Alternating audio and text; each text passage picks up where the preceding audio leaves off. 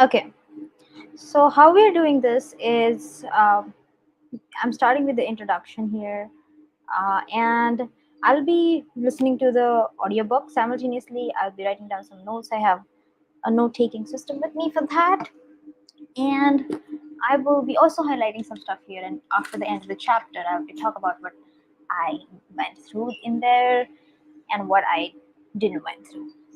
Uh, but here's the catch. This is for the first book.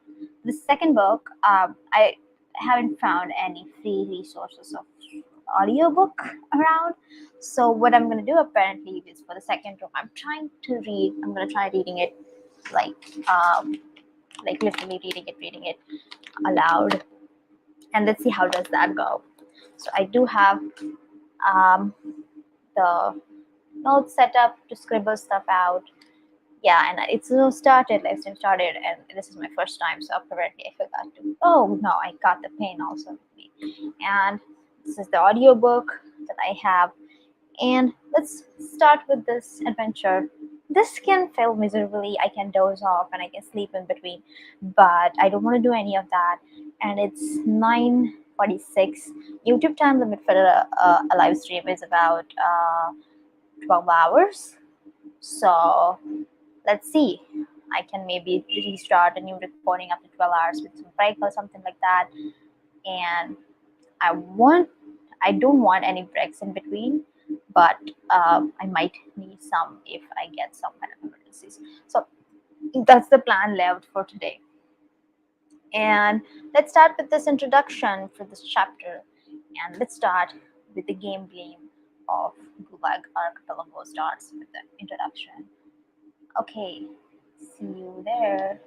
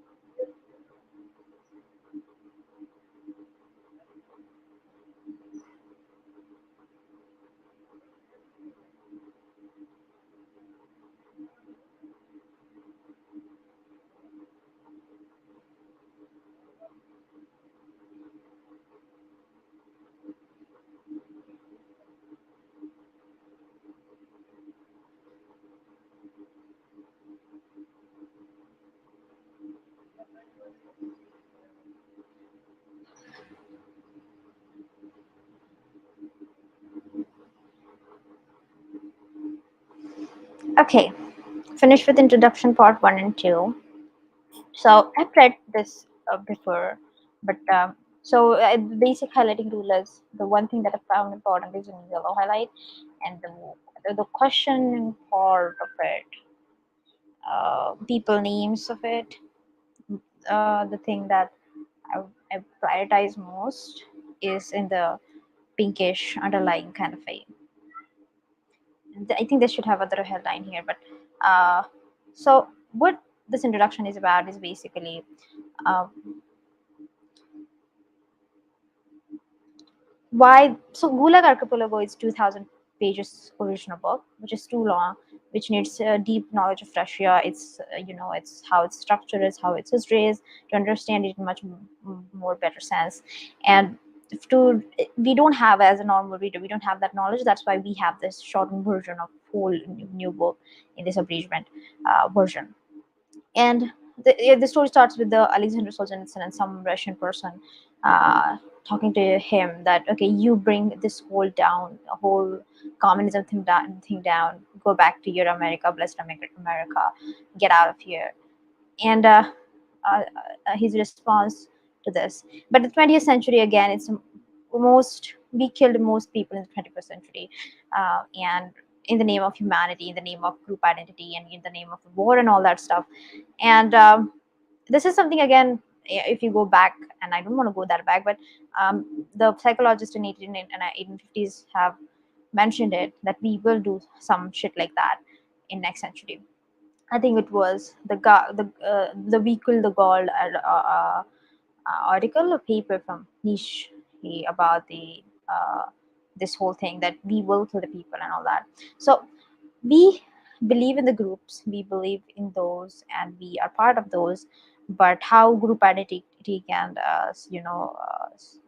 get down and cut you into the half of who you are, and understand the government power can prepare all sorts of atrocities upon human beings body and soul, but it can never fully succeed in quenching human spirit.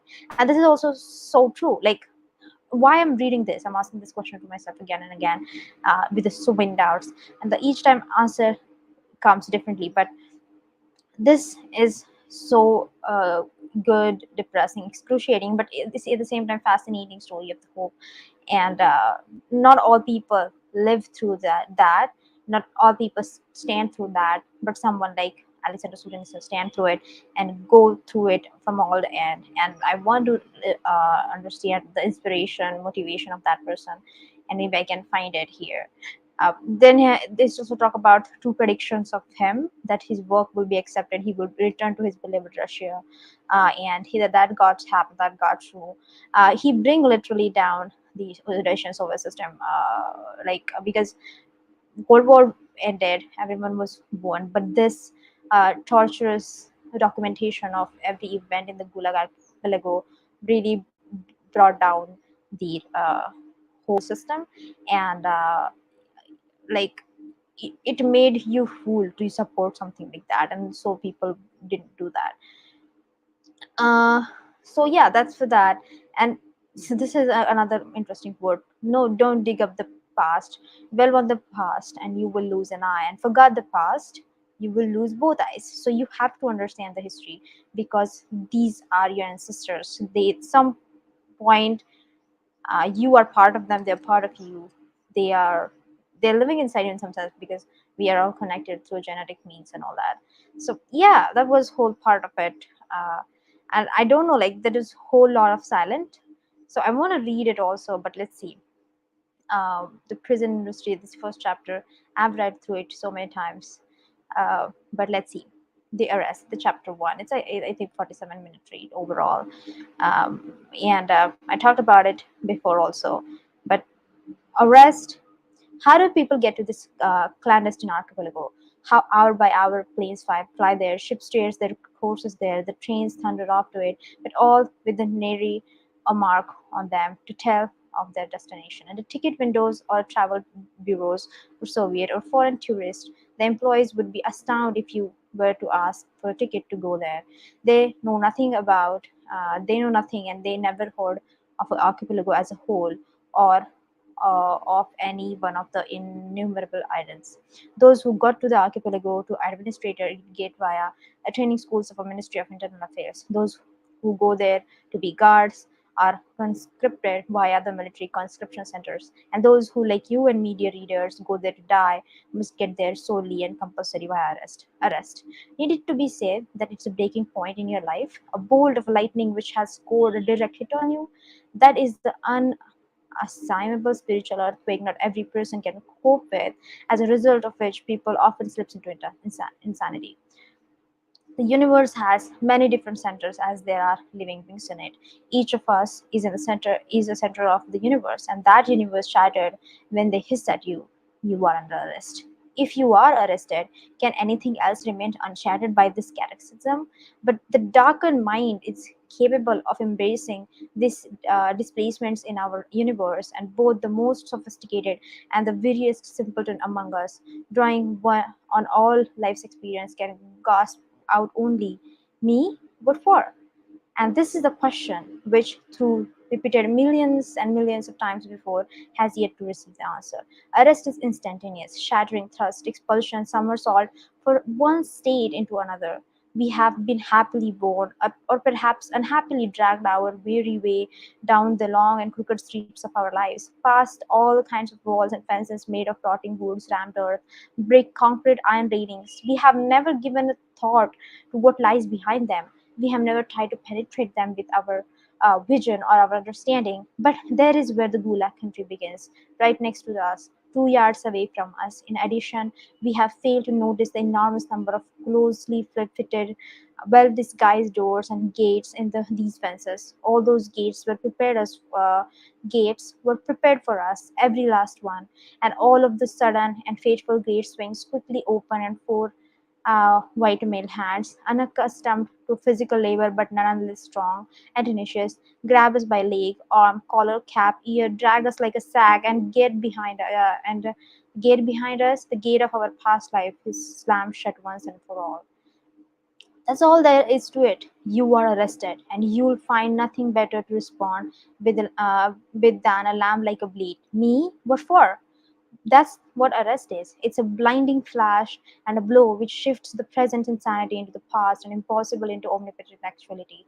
That's all. And neither for the first hour nor for the first day will you be able to grasp anything else, except that in this desperation, the fake circus moon will blink at you. It's a mistake. They'll set things right. And everything which is by now comprised in the traditional, even literary image of an arrest will pile up, take a shape, and not into your own disordered memory, but in what your family and your neighbors in your apartment remember. The sharp nighttime ring on the rude, or the rude knock on the door in solemn entrance of wiped jackboats, the unsleeping state security operatives, the frightened and cowed civilian witnessed at their backs. And what a function of that civilian witness serve? The victim doesn't even dare think about it, and the operatives don't remember. But that's what the regulation call for. So he has to sit down through all long and sign in the morning. For the witness, jerked from the bed, it's a torture too. To go out night after night, help arrest his own neighbors and acquaintances. The traditional image of arrest is also trembling hands packing for the victim, a change of underwear, a piece of soap, something to eat, and no one knows what is needed, what is permitted, what clothes are the best to wear. And the security agent keeps you interrupting and hurrying you. No, you don't need anything. They'll feed you there. It's warm there. It's all lies. They keep hurrying you to frighten you. The traditional image of arrest is also what happens afterward, when the poor victim has been taken away. It is an alien, brutal and crushing force totally dominating the apartment for hours on end, breaking and ripping open, pulling from the walls, emptying things from wardrobes, desks onto the floor, shaking, dumping out, and ripping apart, piling up mountains of litter on the floor. The church of things being temple what beneath the jackpots, and nothing is sacred in a search. During the arrest of the locomotive engineer, in ocean, and sorry if I'm pronouncing name wrong, I didn't mean to.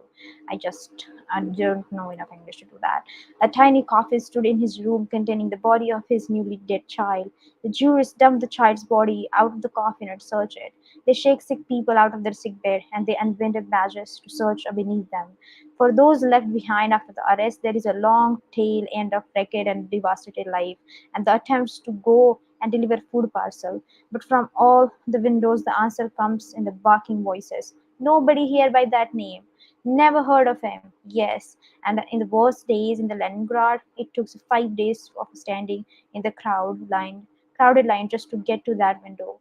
And it may be only after half a year or a year that the arrested person responds at all, or else the answer is tossed out, deprived to the right to correspondence, and that means once and for all no right to correspondence, and that almost for certain means has been shot. That's how we picture the arrest to ourselves. The kind of a night arrest describes is, in fact, a favorite because it has important advantages.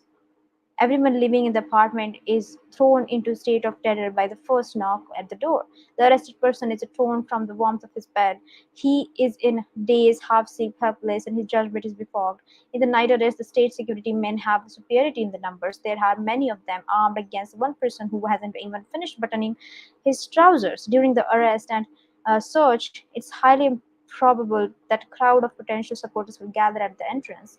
The unhurried step-by-step visits, first to the one of one's apartment and then to the other, tomorrow to the third and fourth, provide opportunity for security operations personnel to deploy with the maximum efficiency and imprison many more citizens to give town than the police force itself numbers. In addition, there is an advantage to night arrest in that neither people in the neighboring apartment houses nor those in the other cities can see how many have been taken away. Arrests which frighten the closest neighbor are not no event at all to farther away.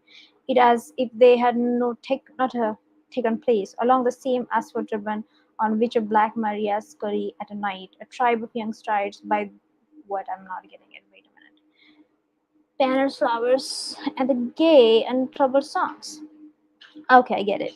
Those who take, whose work consistently solely is arrest, for whom the horror is boringly repetitive, have much broader understanding of how it is operated. They operate upon a large body of terror, and innocence must ignore this. Science of arrest is an important segment of the course of general criminology and has been developed social theories, the classifiers according to various criteria: nighttime, daytime, at home, at work, during journey, first time arrest depicts individual and group arrests are distinguished by degree surprise required, the amount of resistance expected. Even though in the tens of millions of cases no resistance was expected, in fact there was none. Why there was none, no resistance? And he talks about that also. Like, uh, if the arrest happened in the night, people are most likely to you know uh, ignore it in some sense, but the ignoring is happening there, and ignoring is happening over the last vast majority of people across vast majority of spectrum. And that's why uh, the some group is a body, I won't say government here, or I should say government, I don't know, but can do such atrocities because you have shut your goddamn response machine and your morale condition, and it's happening on the mass scale. Yeah, and I'm yawning in the first chapter, so everything is good, right? Okay, so first time arrest request of, okay, the arrest of the wife after the husband and send the children to the orphanage, or to send them rest of a family into exile, or to send the old folks in the labor camp too. No, no, no, arrests vary widely in form. In 1926, Irma Mendel, so I know the story. This is about the girl need to get arrested, and they took her to the Bolshoi theater. They started to play affectionately. That's what he wrote. And after the play, uh, they sent her to Lubyanka. So what's Lubyanka? It's prison. It's a very famous prison. And same thing happened with the very nice dress uh, woman who climbed into the hands of cab and went to the prison. Um, Same. Not everyone can be arrested at home with a preliminary knock on the door, and if there is a knock, then it has to be of a house manager or else postman. And not everyone can be arrested at work either. If the person to be arrested is vicious, then it's better seize him outside his ordinary milieu. After away from his family, colleagues, from those who share his views, from any hiding place, it's essential that he have no chance to destroy, hide, or pass anything to anyone. VIPs in the military or the party were sometimes first given new assignments as gone to a private railway car and then arrested on the route. Some obscure ordinary mortals scared to death by epidemic arrest all around him, already depressed for waiting by sinister glance from his chief. Suddenly someone, this is weird but a little bit of funny story. Um, and I might get in trouble to say funny, but it is funny story. So the person gets summoned into the office. He's afraid and getting thinking about it. Oh, I'm getting arrested. He have a constant fear of it about like 2 weeks or something. And then he called into his senior officer's office and gave him a ticket to holidays in some place. And then he's like, oh my god, I'm not the person who's getting arrested. And then he and his wife went to the railway station, and there some ordinarily extra young man come and greets him. Don't you remember me, Walter Ivanich? And he's not remembering it. Well, not exactly. You see, although the young man, however, is overflowing with a friendly concern. Come on now, how that can be? I'll have to remind you. And he bows respectfully to his wife. You must forgive us. I'll keep him only 1 minute, and when that 1 minute is a 10 years. So that's how you get arrested. Okay, the station is torn, and no one notices anything. Oh, you citizens who love to travel, do not forget that every station there are the GPU branches and several prison cells. This importunity, for instance, is so abrupt that only person who has not had a wolfish preparation of the camp life is likely to pull back from it. Do not suppose, for example, that if you are an employee of American Embassy, that by name of Alexander Dolan, you can not be arrested in a broad daylight on the coffee seat. So someone tells, hey, Shashali greets you, hey, Paul, long time no see, come on over and let's get out of the way. And boom, you are into the jail. And this is to the US ambassador, something like that. So it's crazy. One has to give the organs their due. And in the age when public speeches, the plays in our theaters, and the woman fashions all seems to have come off assembly lines, arrest can be of the most rated kind. They take you inside a factory corridor. So this is so good of a language. uh, the totalitarian regime, nothing, there is no choices there, right? Everything is decided for you, but arresters are not there. The government is using their creativity to do that.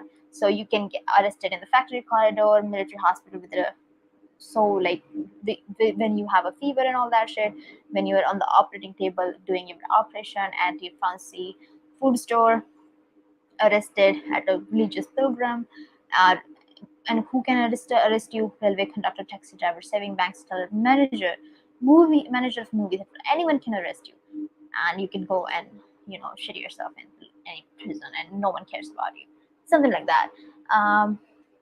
Sometimes the arrest is even a game for them. And wait, is that the story here?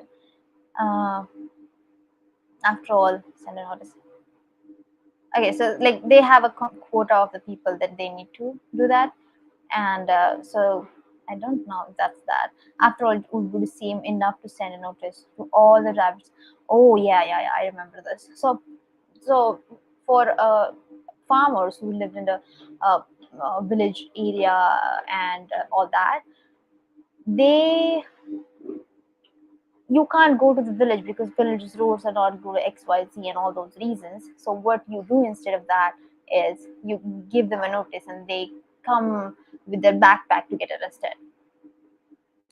They're game to them. It's everything game to them. It's like you can't imagine it, but yeah. Of course, every machine has a point at which it's overloaded beyond which it cannot function.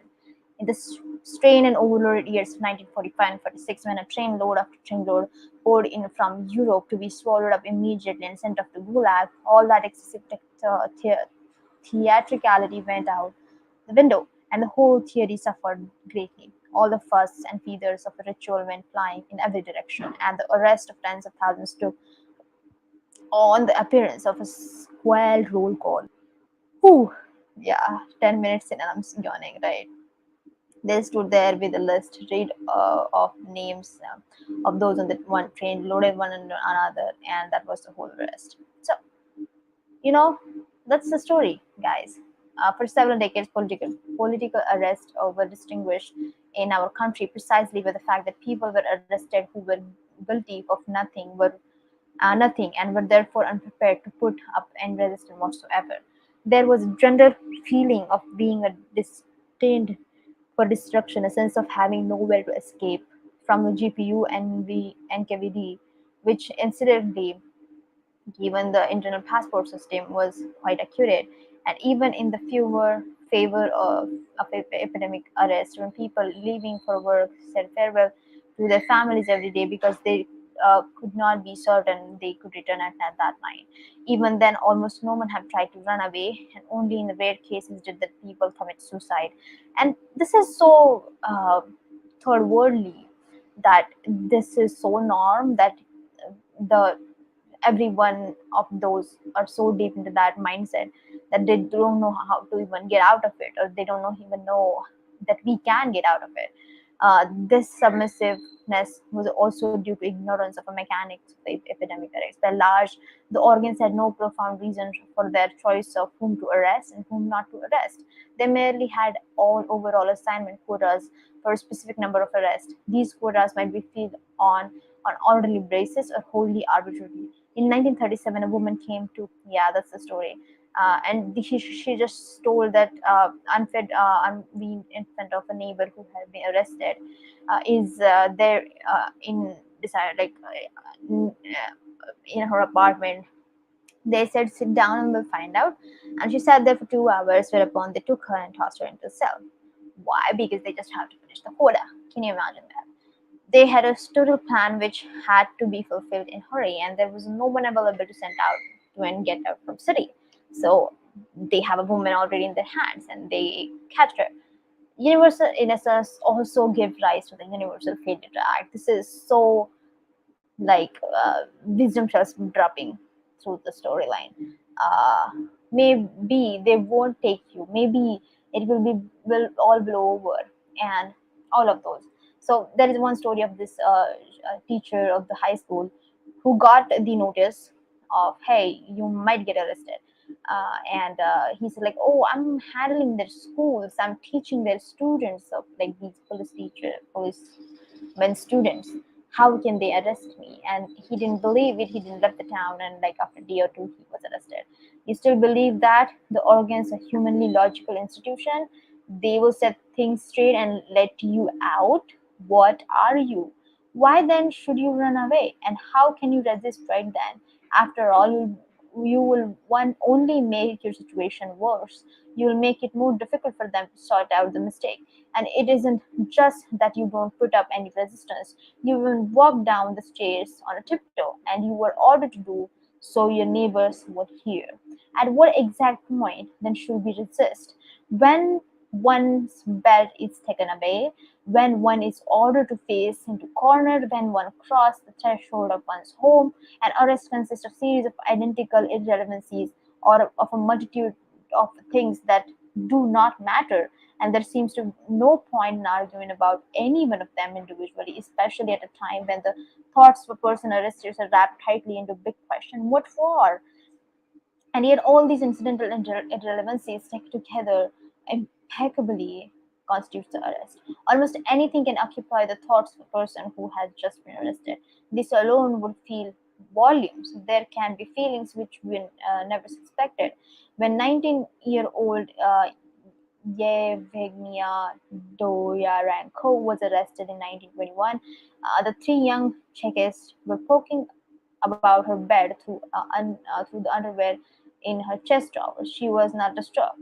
there was nothing there, and they would find nothing. But all of a sudden, they touched her personal diary, which she would not have shown even to her own mother.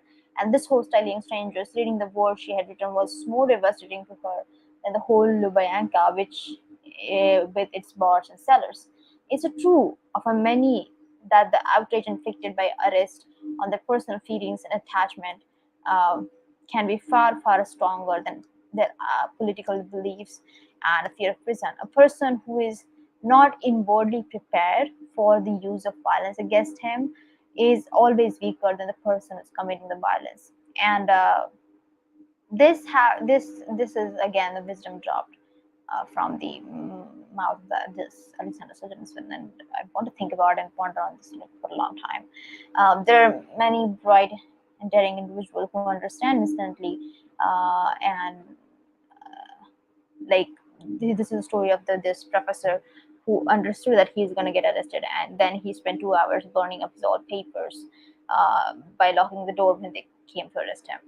And sometimes the principal emotion of the person arrested is relief and even happiness. And what's the story behind that? Because you are in so much terror, depression, and all those XYZ comments in the like before you get arrested, like every member of your party got arrested, and you are the only person who's not. And so you are like constantly threatening yourself, you're constantly worrying about it on all that. And that's what happened here.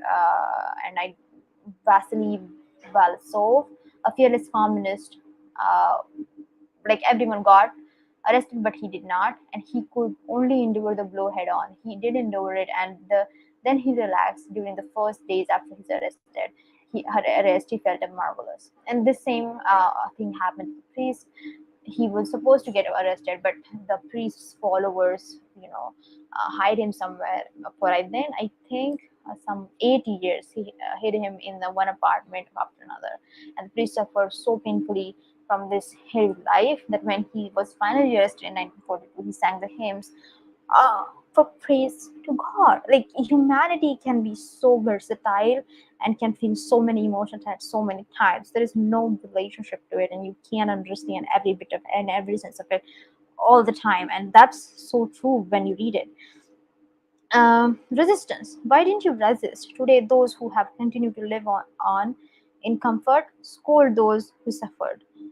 Sure, yes, resistance should have begun right there, the moment of arrest itself, but it did not begin. As and so they're leading you during a like they are leading you in some like maybe just leading you, pushing you, or maybe like hardcore leading you.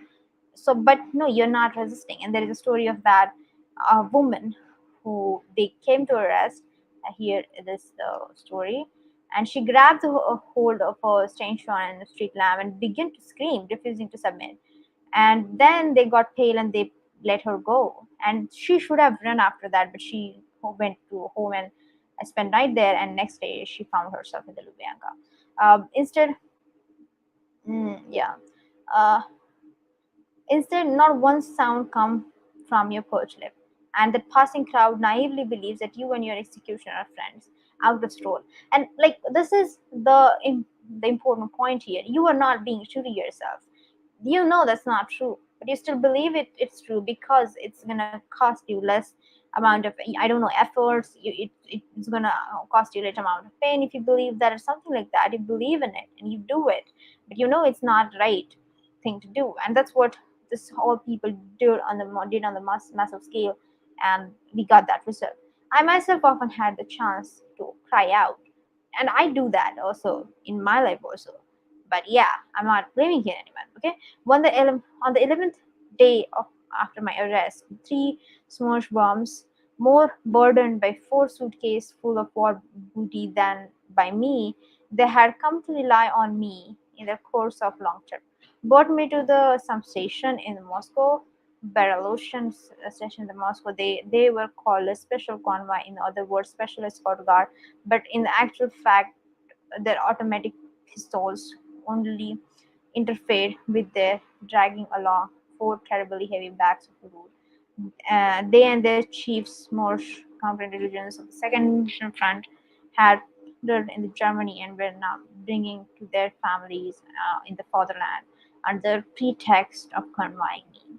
I myself lugged in a fifth suitcase with no great joy, since it contained my diaries and literary works, which were being used to evidence to against me. Not one person of the three knew the city. It was up to me to pick a shortest route to the prison. I had personally to conduct them. I had personally to conduct them to the Lubyanka.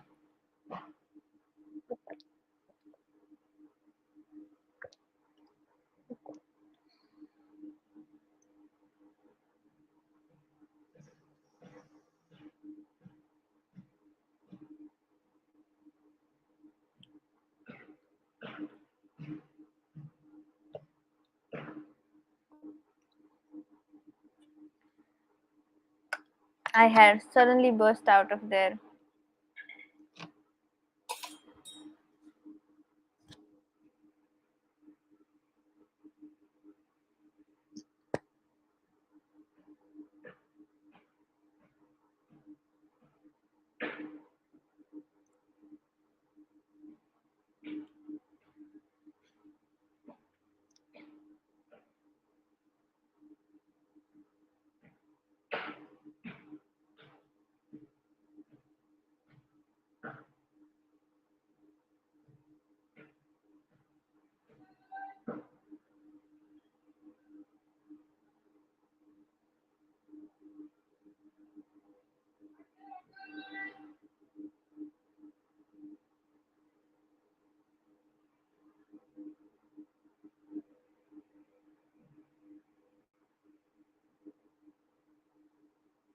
This is going to be harder than I thought.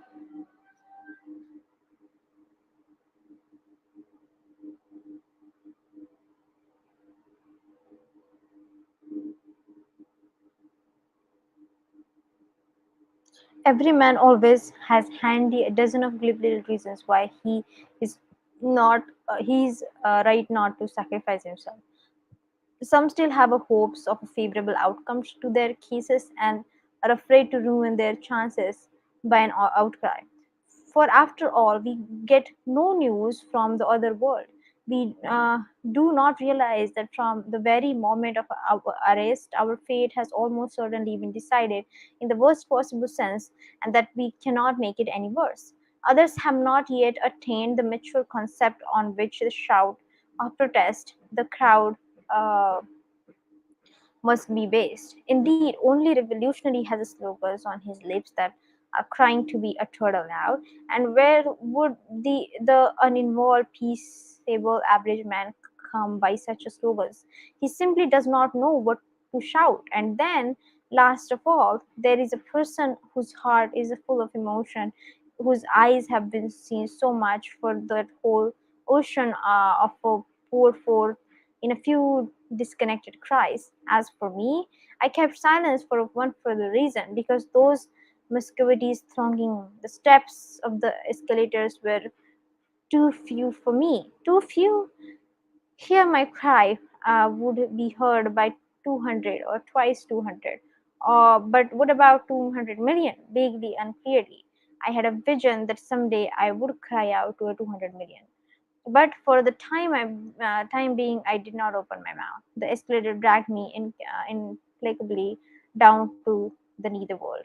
And when I got to Oakney Ride, I would continue to keep silence, not utter a cry in a metropole hotel, nor wave my arms to on the something glow Getha on the Lubyanka Square.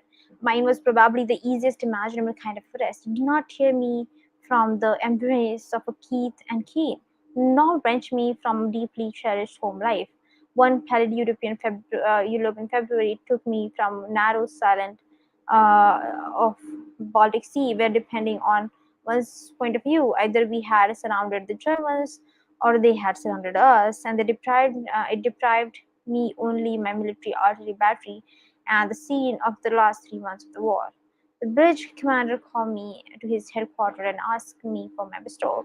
I turned it out without suspecting any evil intent, when suddenly from a tense, immobile suit, a staff officers in the corner. Two confidential officers stepped forward hurriedly, crossed the room in a few quick bounds, their four hands grabbed simultaneously at the star on my caps, my shoulder boards, my officer belt, my map case, and they shouted theatrically, "You are under arrest!" Burning and prickling from head to toe. All I could exclaim was, "Me? What for?" And even though there is usually no answer to this question, surprisingly, I received one. This is worth recalling because it is so contrary to our usual custom. Across the sheer gap separating me from those left behind, the gap creating the heavy falling war arrest across the quarantine line, not even sound date penetrate, came the unthinkable magic words from Bridget Commander. Solzhenitsyn, come back here. With a sharp tone, I broke away from the hats of Smoshman and stepped back to the Bridge Commander. I had never known him very well. He had never condensed to run of the meal conversation with me. To me, his face had always conveyed an order, command, wrath, but right now it was illuminated in a thoughtful way. Was it from a shame for his own involuntary part in this dirty business? Was it from an impulse to rise above the pitiful subordination of the whole lifetime? 10 days before, I had led my own Renaissance battery almost interact out of the fire pocket in which the 12 heavy guns of his left. And now he had to renounce me because a piece of paper seal on it. You have, he asked vaguely, a friend in a first Ukrainian front? It's forbidden. You have no right. The captain and the major cavalry shouted at a colonel. But I had already understood. I knew instantly I had been arrested because my correspondent with a school friend and understood from what direction to expect a danger. Cigar Gugunavich Triquin, okay, I'm sorry again, could have stopped right there, but no, continuing his attempt to expunge his part in this and to stand erect before his own conscience, he rose from behind his desk. He had never stood up in my presence in my former life and reached across the quarantine line that separated us, gave me his hand, although he would never reached out his hand to me had I remained a free man, and pressing my hand while his whole stood there in mute horror, showing that warmth that may appear is in habitually surface. He said fiercely and precisely, "I wish you happiness, Captain." Not only I was no longer captain, but I had been exposed as the enemy of the people.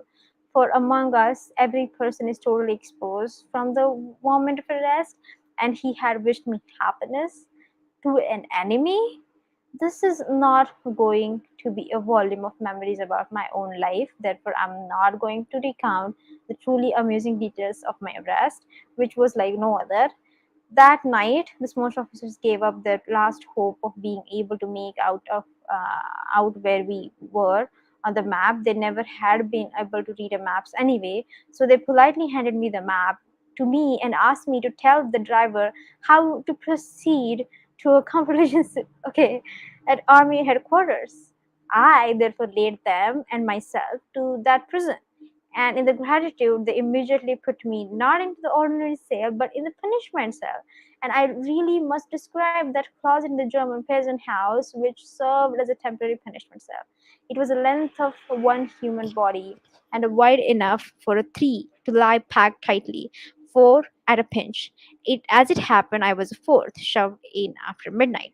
The three lying there blinked sleepingly at me in the light of the smoky kerosene lantern and move over, giving me enough space to lie on my side, half between them, half on the top of them, until gradually, by sheer weight, I could wedge my way in. And so far over Court Leon, um, The crushed straw covered floor with the eight boots pointing at the door. They slept and I burned. The more self assured I had been as a captain half day before, the more painful it was to crowd onto the floor of that closet.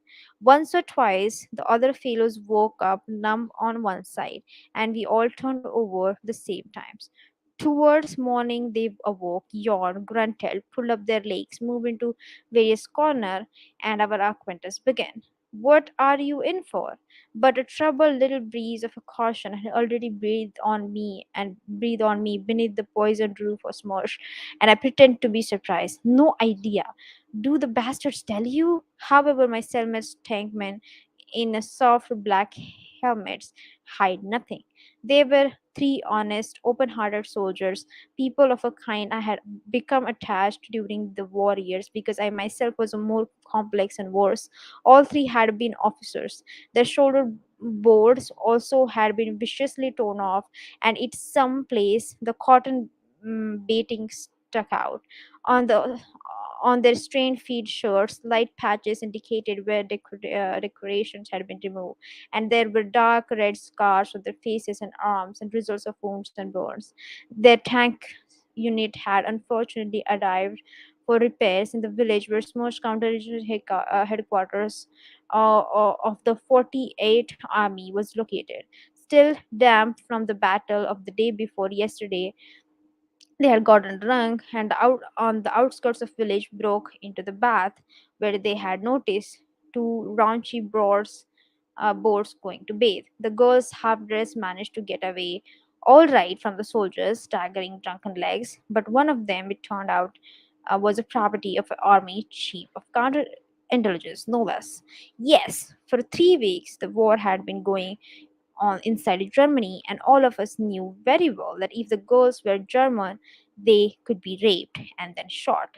This was almost combat distinction. Had they been Polish girls or our own displaced Russian girls, they could have been chased naked and naked around the garden and slapped on the behind and amusement no more just because this one was the campaign wife of the chief counterintelligence, right of some deep in theater segment, had viciously thrown from the three frontline officers the shoulder bolts awarded them by the front headquarters and had taken of the decoration conferred upon them by the presidium of a supreme soviet.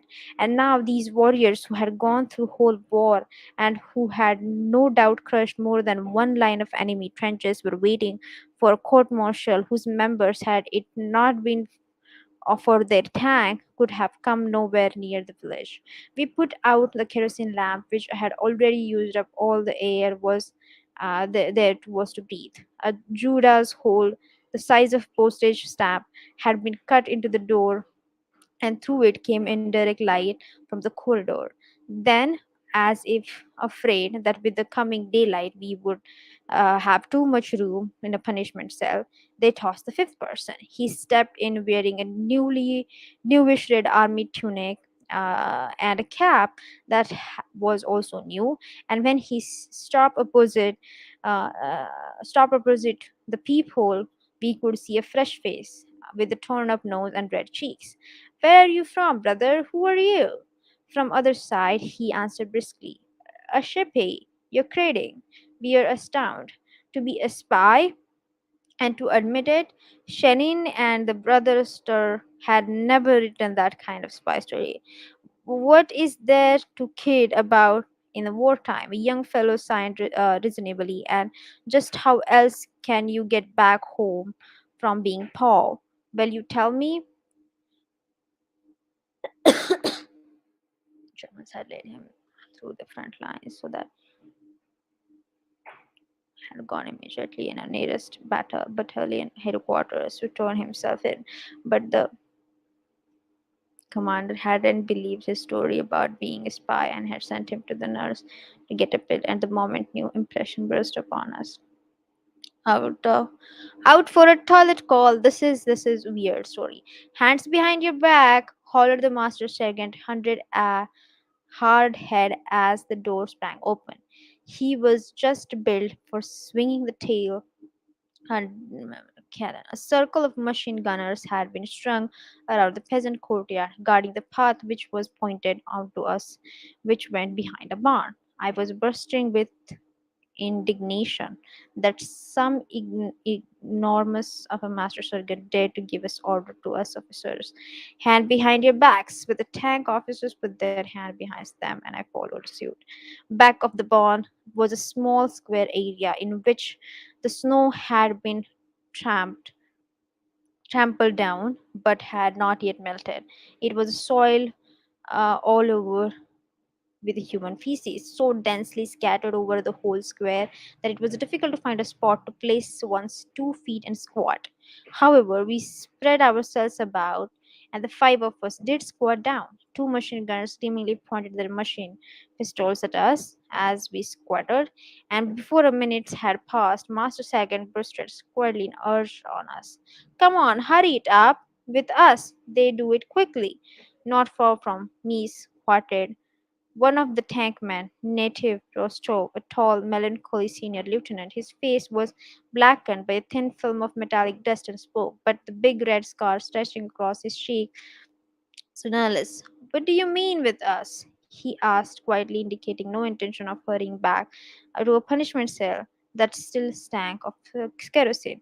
In smosh counterintelligence, the master sergeant shot back proudly and more resonantly than was Quafer.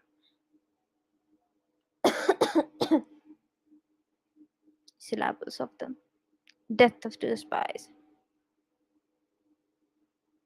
replied a senior lieutenant thoughtfully. His helmet was pulled back, uncovering his hair. His oaken, battle hardened rear end was lifted toward the present. What do you mean with this? The master sergeant barked.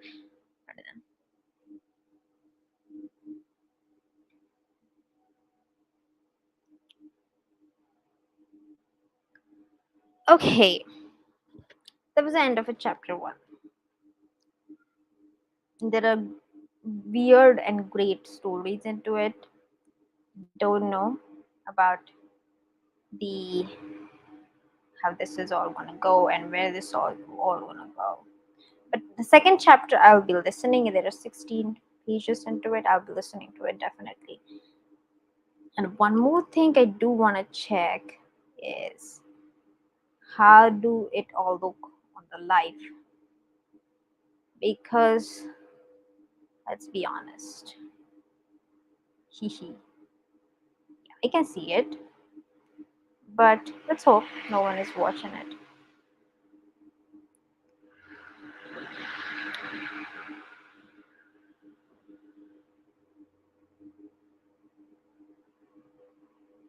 Okay, it's working. We're chapter one and we got a one hello. How many chapters are there? There are so many of them. Let's go. Let's do this. I'll be listening to it. I'll be not reading it into my so-called,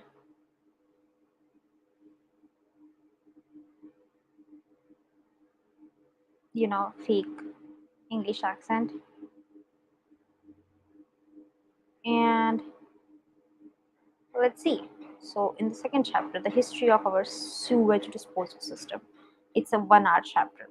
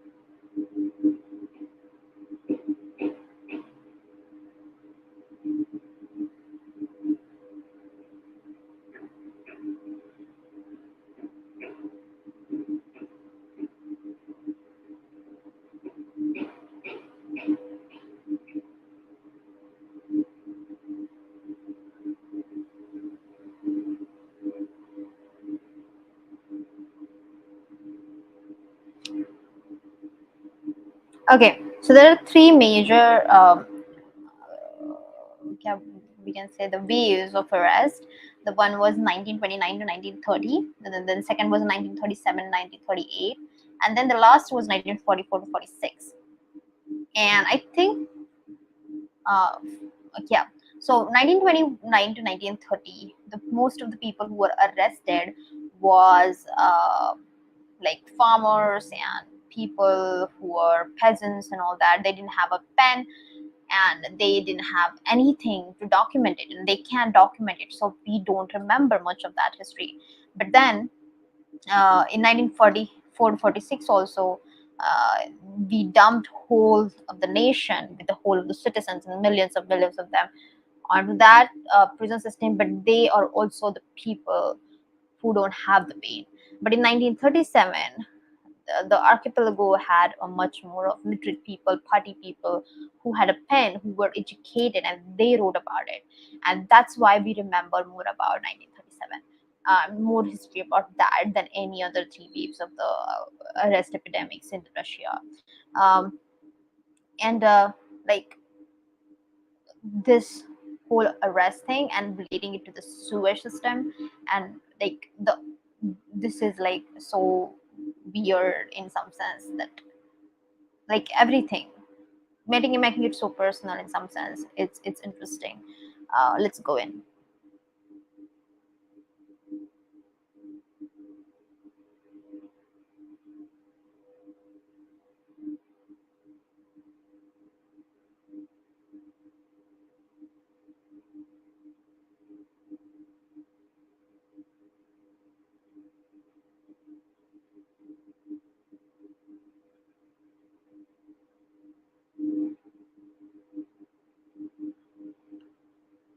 I don't know what that is.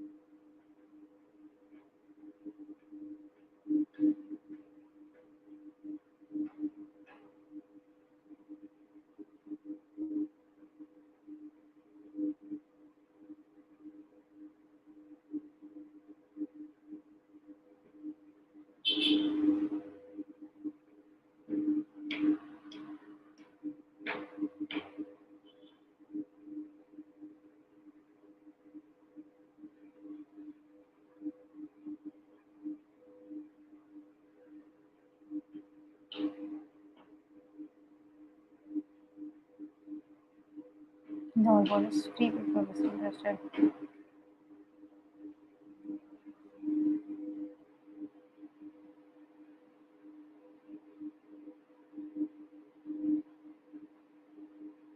The separation of this position gave rise to a bit of just was excess.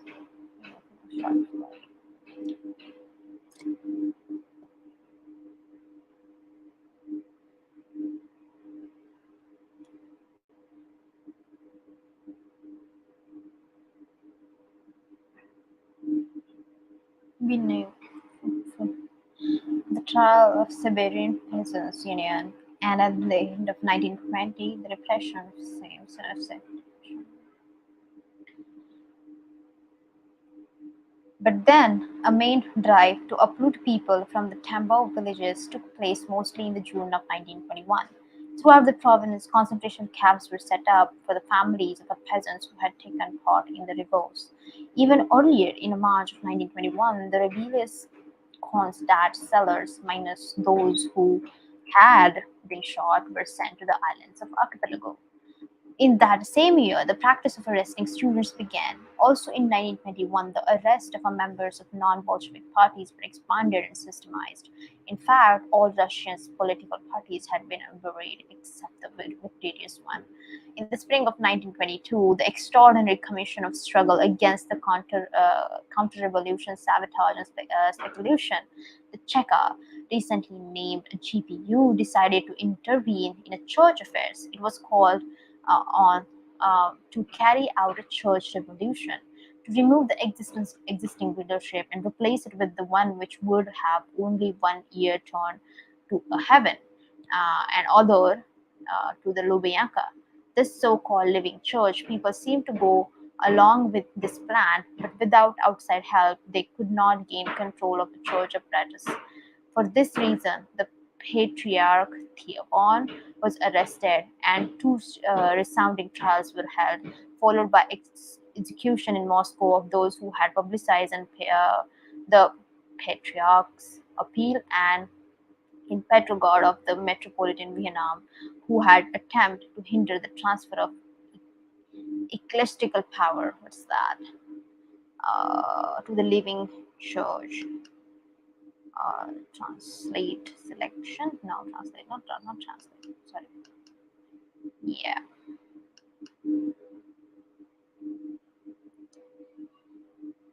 Look up selection. Christian church. What is clergy? Okay. Power to the living church group. Here and there in the provincial centers, even further down the administrative districts, metropolitans and bishops were arrested. And as always, in the wake of a big fish, followed shoals of a small fry. Archpriests, monks, deacons. These arrests were not even reported in the press. They also arrested those who refused to swear to support the living church renewal movements. Men of religions were an inevitable part of every annual catch, and their silver locks gleamed in every cell and in every prisoner's transports en route to Solvetsky Island. So there are Lubyanka and Solvetsky. I think those are the two prisons that we come across. From the early 20s on, the arrests were also made among groups of theosophists, mystics, spiritualists. Count Plain group used to keep official transcripts of its communication with the spirit world. Also, religious societies and philosophers of the Bredyard Circle, or so-called Eastern Catholics, followers of Vladimir Solveig, were arrested and destroyed in passing, as was a group of A.I. Abhikoswa and of course ordinary Roman Catholics, Polish Catholics, priests, etc. were arrested too as a part of normal course of events. However, the rude destruction of the region in the country, which throughout the 1920s and 30s was one of the most important goals of GBU and KVD, could be realized only by mass arrest of Orthodox believers, monks, and nuns, whose black habits have been distinctive feature of old Russian life, were instinctively rounded up on every hand, placed under arrest, and sent into exile. They arrested and sentenced active laymen. The circles kept getting better as they tracked The ordinary believers as well, old people, and particularly women who were most stubborn believers of all, who for long years to come would be nuns in the transit prisons in the camps.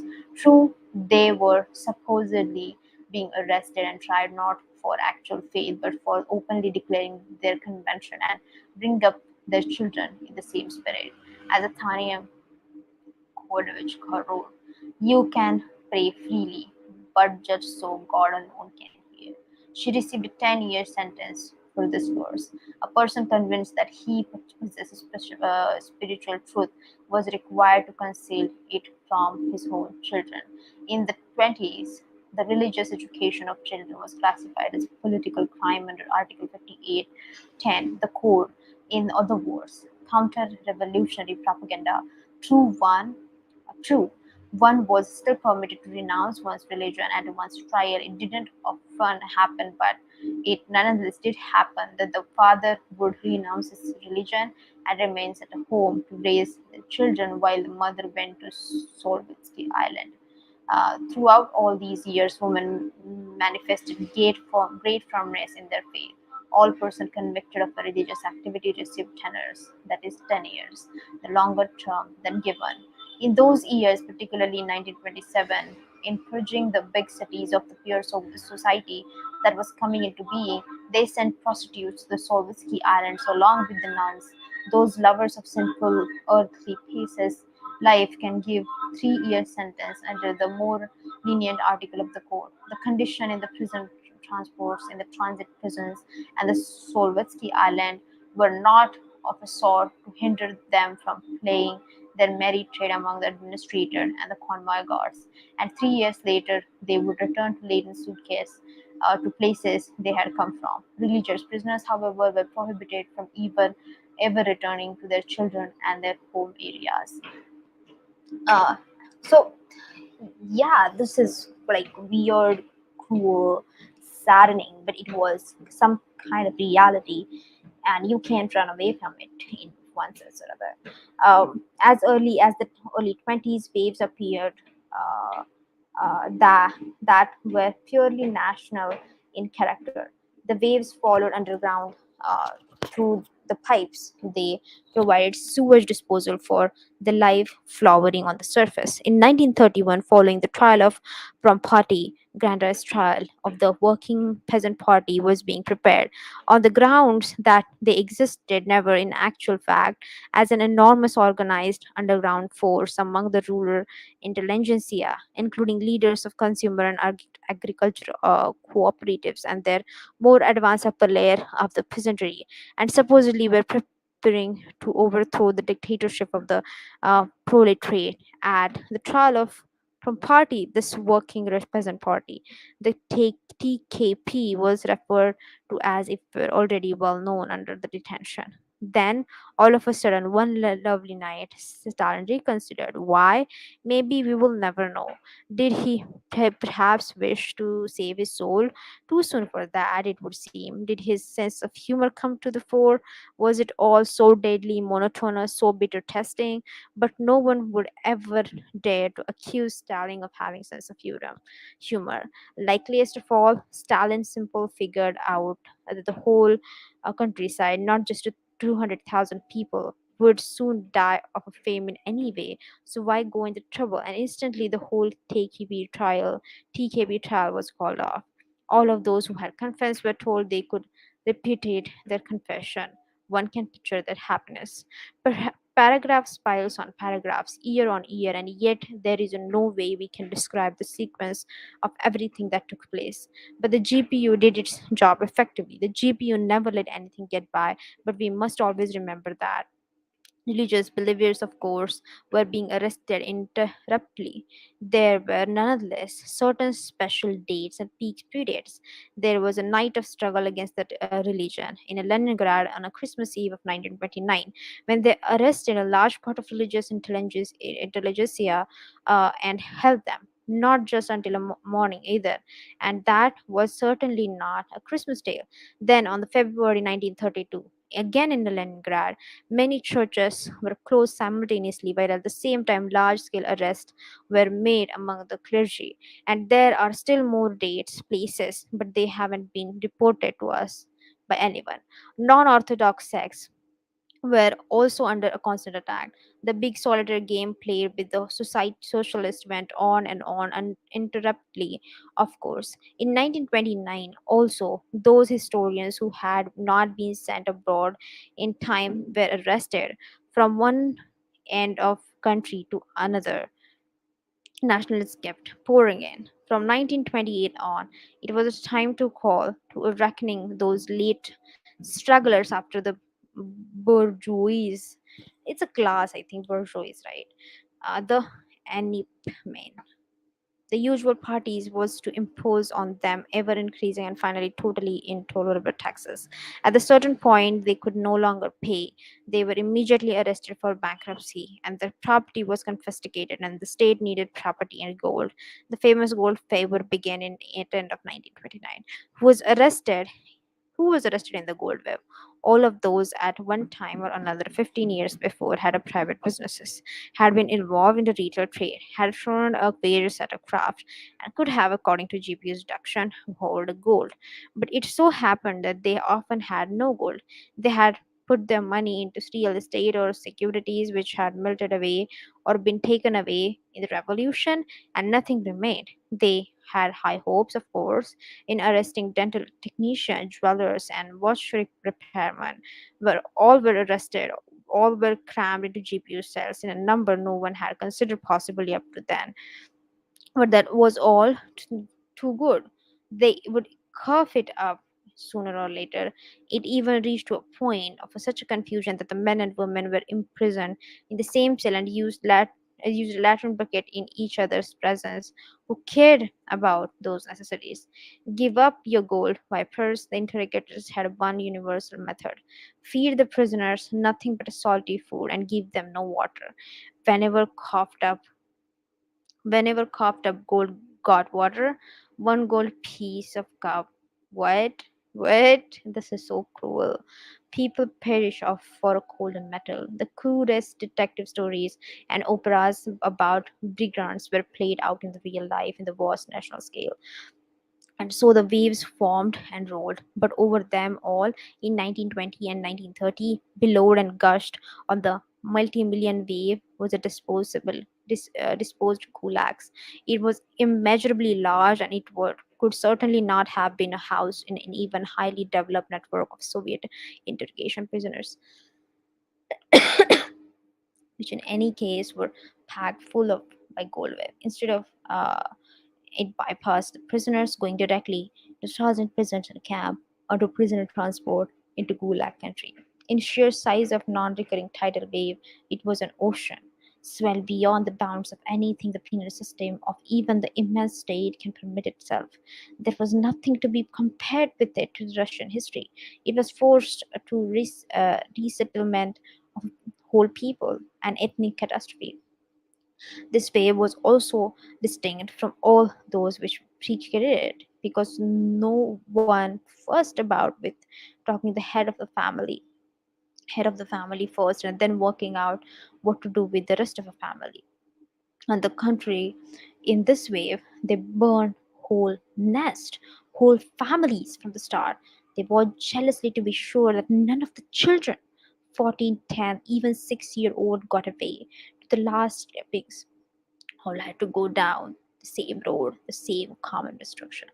This was the first such experiment, at least in the modern history. It was subsequently repeated by Hitler on the Jews and again Stalin with a nationality which was disloyal to him and suspected by him. Like ragging breast, abandoning every concept of humanity, abandoning all human principles which had evolved through millennia, the authorities began to round up the very best farmers and the families and drive them, strip them of their possession naked into the northern wastes, into the tundra and the taiga. But new wave rolled from collectivized villages. One of them was a wave of agricultural wreckers. Everywhere they began to discover wreckers agronomists. There was even a wave of snipping ears. the nighttime snipping of individual ears grains in the field, a totally new type of agricultural activity, a new type of harvesting. The wave of those caught doing this was not small. It included tens of thousands of peasants, many of them not even adults but boys and girls, small children whose elders had sent them out at a night to snip because they had no hope of receiving anything from the collective farm for the daytime labor. For this bitter and not very productive occupation, an extreme of a poverty to which peasants had not been driven in serfdom, the courts handed out full measure 10 years for what ranked an especially dangerous theft in a socialist property. Paradoxically enough, even act of all penetrating eternal wrecking organs over the span of your years was based solely on the article of a 1940s article of the non-general division of a criminal code in 1926. One can find more if it's in the praise of this article than a Turgenev once assembled to the praise in the Russian language. I don't know who this Turgenev man is. Or Naksov to the praise Mother Russian, great, powerful, abundant, highly ramified, multi-form, white sweeping 58, which summed up the world, not so much though the exact terms of its section as it extended dialectically interpretation. Who among us has not experienced it all encompasses embrace? In all truth, there is no steps through action or lack of action under the heavens which could not be punished by the heavy hand of 19 article 58. There was no section in the article 58 which was interpreted as broadly and with so didn't revolutionary concise as a section 10. Its definition was propaganda or agitation containing an appeal uh, for the overthrow, subverting a weakening of the Soviet power, and equally the decimation on preparation or possession of a literary material of similar content. For this section, in the peacetime minimum penalty was set, not any less, not too light. No upper limit was set for the maximum penalty. Hence, is one vignette from those years as it occurred. A district party conference was underway in Moscow province. It was presided over by a new secretary of the district party committee, replacing one recently arrested. At the conclusion of the conference, a tribute to Comrade Stalin was called for. Of course, everyone stood up, just as everyone had leaped to his feet during the conference at every mention of his name. The small hall echoed with stormy applause, rising an ovation. For 3 minutes, 4 minutes, 5 minutes, the stormy applause, rising an ovation. Ew, I did fuck that up, didn't I? Continued. But palms were getting sore, raised arms were already aching, and the older people were panting from exhaustion. It was becoming insufferable, silly, even to those who really adored Stalin, however, who would not dare to stop, be forced to stop. The secretary of district party committee could have done it. He was standing on the platform, and it was who had just called for ovation. But he was a newcomer. He had taken place of a man who'd been arrested. He was afraid. After all, NKVD men were standing in the hall, applauding and watching to see who was first. And in that obscure small hall, unknown to the leader, the applause went for 6, 7, 8 minutes. They weren't done for. They were goose was cooked. They couldn't stop now till they collapsed with their heart attacks. At the rear of the hall, which was crowded, they could of course cheat a bit, clap less frequently, less vigorously, not so eagerly, but up there with the presidium where everyone could see them, director of a local paper factory, independent and strong-minded man, stood with the presidium, aware of this falsity and impossibility of the situation. He still kept applauding. 9 minutes, 10. In an anguish, she watched the secretary of district party community, but the later dared not to stop. Insanity to the last man. with a make believe enthusiasm on their faces, looking at each other with a faint hope. The district leaders were just going to go on applauding till they fell where they stood, till they were carried out of the hall on the stretchers. And even then, those who left would not falter. Then, after 11 minutes, the director of paper factory assumed the business-like expression and sat down in his seat. And oh, miracle took place, where had the universal inhabited and indescribable enthusiasm gone? To man, everyone else stopped dead and sat down. They had been saved. The squirrel had been smart enough to jump off his revolting wheel. That, however, was how they discovered who the independent people were, and that was how they went eliminating them. The same night the factory director was arrested, they easily passed 10 years on him on the pretext of something quite different. But after he had signed a Form 206, a final document of the interrogation, his interrogator reminded him, "Don't ever be the first to stop applauding." And just what are we supposed to do? How we are we supposed to stop? Now that's what Darwin's natural selection is, and that's also how grind people down with stupidity. But today a new myth is being created. Every other story from 1937 that is printed, every reminiscence that is published relates without exception the tragedy of the communist leaders. They kept on assuring us, and we have unwittingly fallen for it, that the history of 1937 and 38 considered chiefly of the arrest of big communists and virtually no one else. But out of the million arrests at that time, important party state officials could not possibly have presented more than 10%. Most of the relatives standing in the line for the food parcel outside the Leningrad prisons were lower class women sort who sold the milk. The real law underlying the arrest of those years was assignment quotas. The norm sets, the plan allocation. Every city, every district, every military unit was assigned a specific quota of arrest to be carried out by a stipulated time. From then on, everything else depend on the ingenuity of the security operation personnel. The former Czechist Alexander Kangalov recalls the telegram alive in Tashkent sent 200. They had just finished one clean out, and it seemed as if there was no one else to take.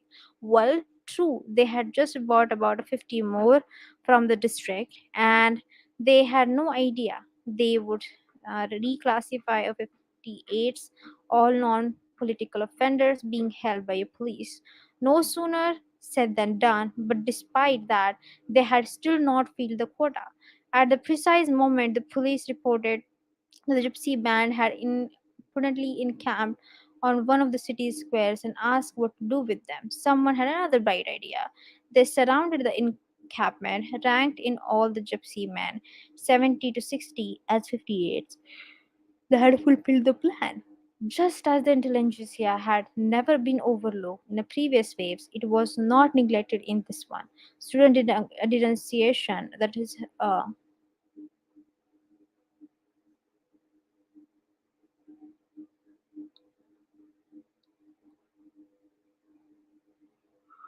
okay,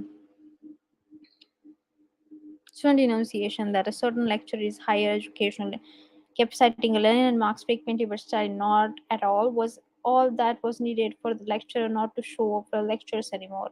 And what if he cited no one? Raised load through streets, apartment houses like an epidemic, just as the people transit an epidemic infection from one to another without knowing it by such an innocent means as a handshake, breath, handing someone something so. To they passed the infection of inevitable arrest by the handshake, by a breath, by a chance meeting on the street. For if you are destined to confess tomorrow that you organized an underground group of to poison the city water supply, and if today I shake hands with you on the street, that means I too am doomed. The reverse wave of 1939 was unheard of incident of the history of organs, a blot on their record. But in fact, this reverse wave was not large. It was included 1 or 2% of those who had been arrested but not yet convicted, who had not been sent away far off plains and had not yet perished. It was not large, but it was put to necessary in order to heap all the blame on that dirty Yezov to strengthen the newcomer Beria, to cause the leader himself to shine more brightly.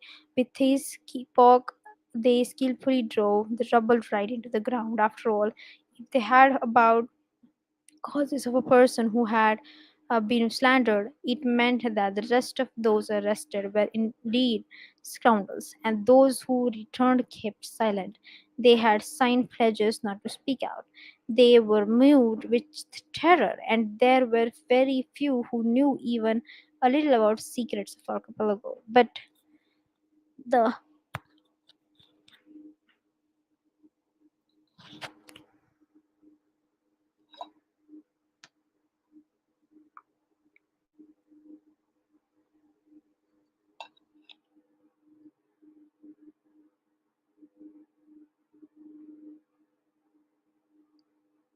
hmm,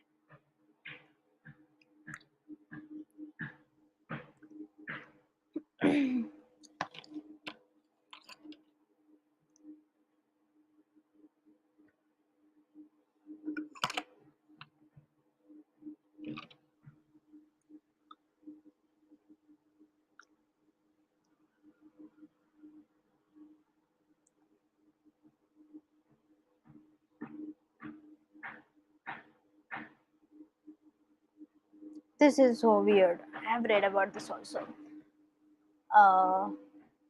Traitors of to the motherland, first such experiment in the human history, and could you believe we didn't notice?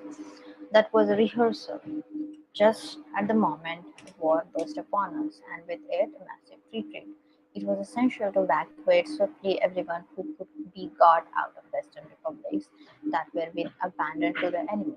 In the rush, entire military units, regiment, anti-puff, and military batteries were left behind intact in Louisiana.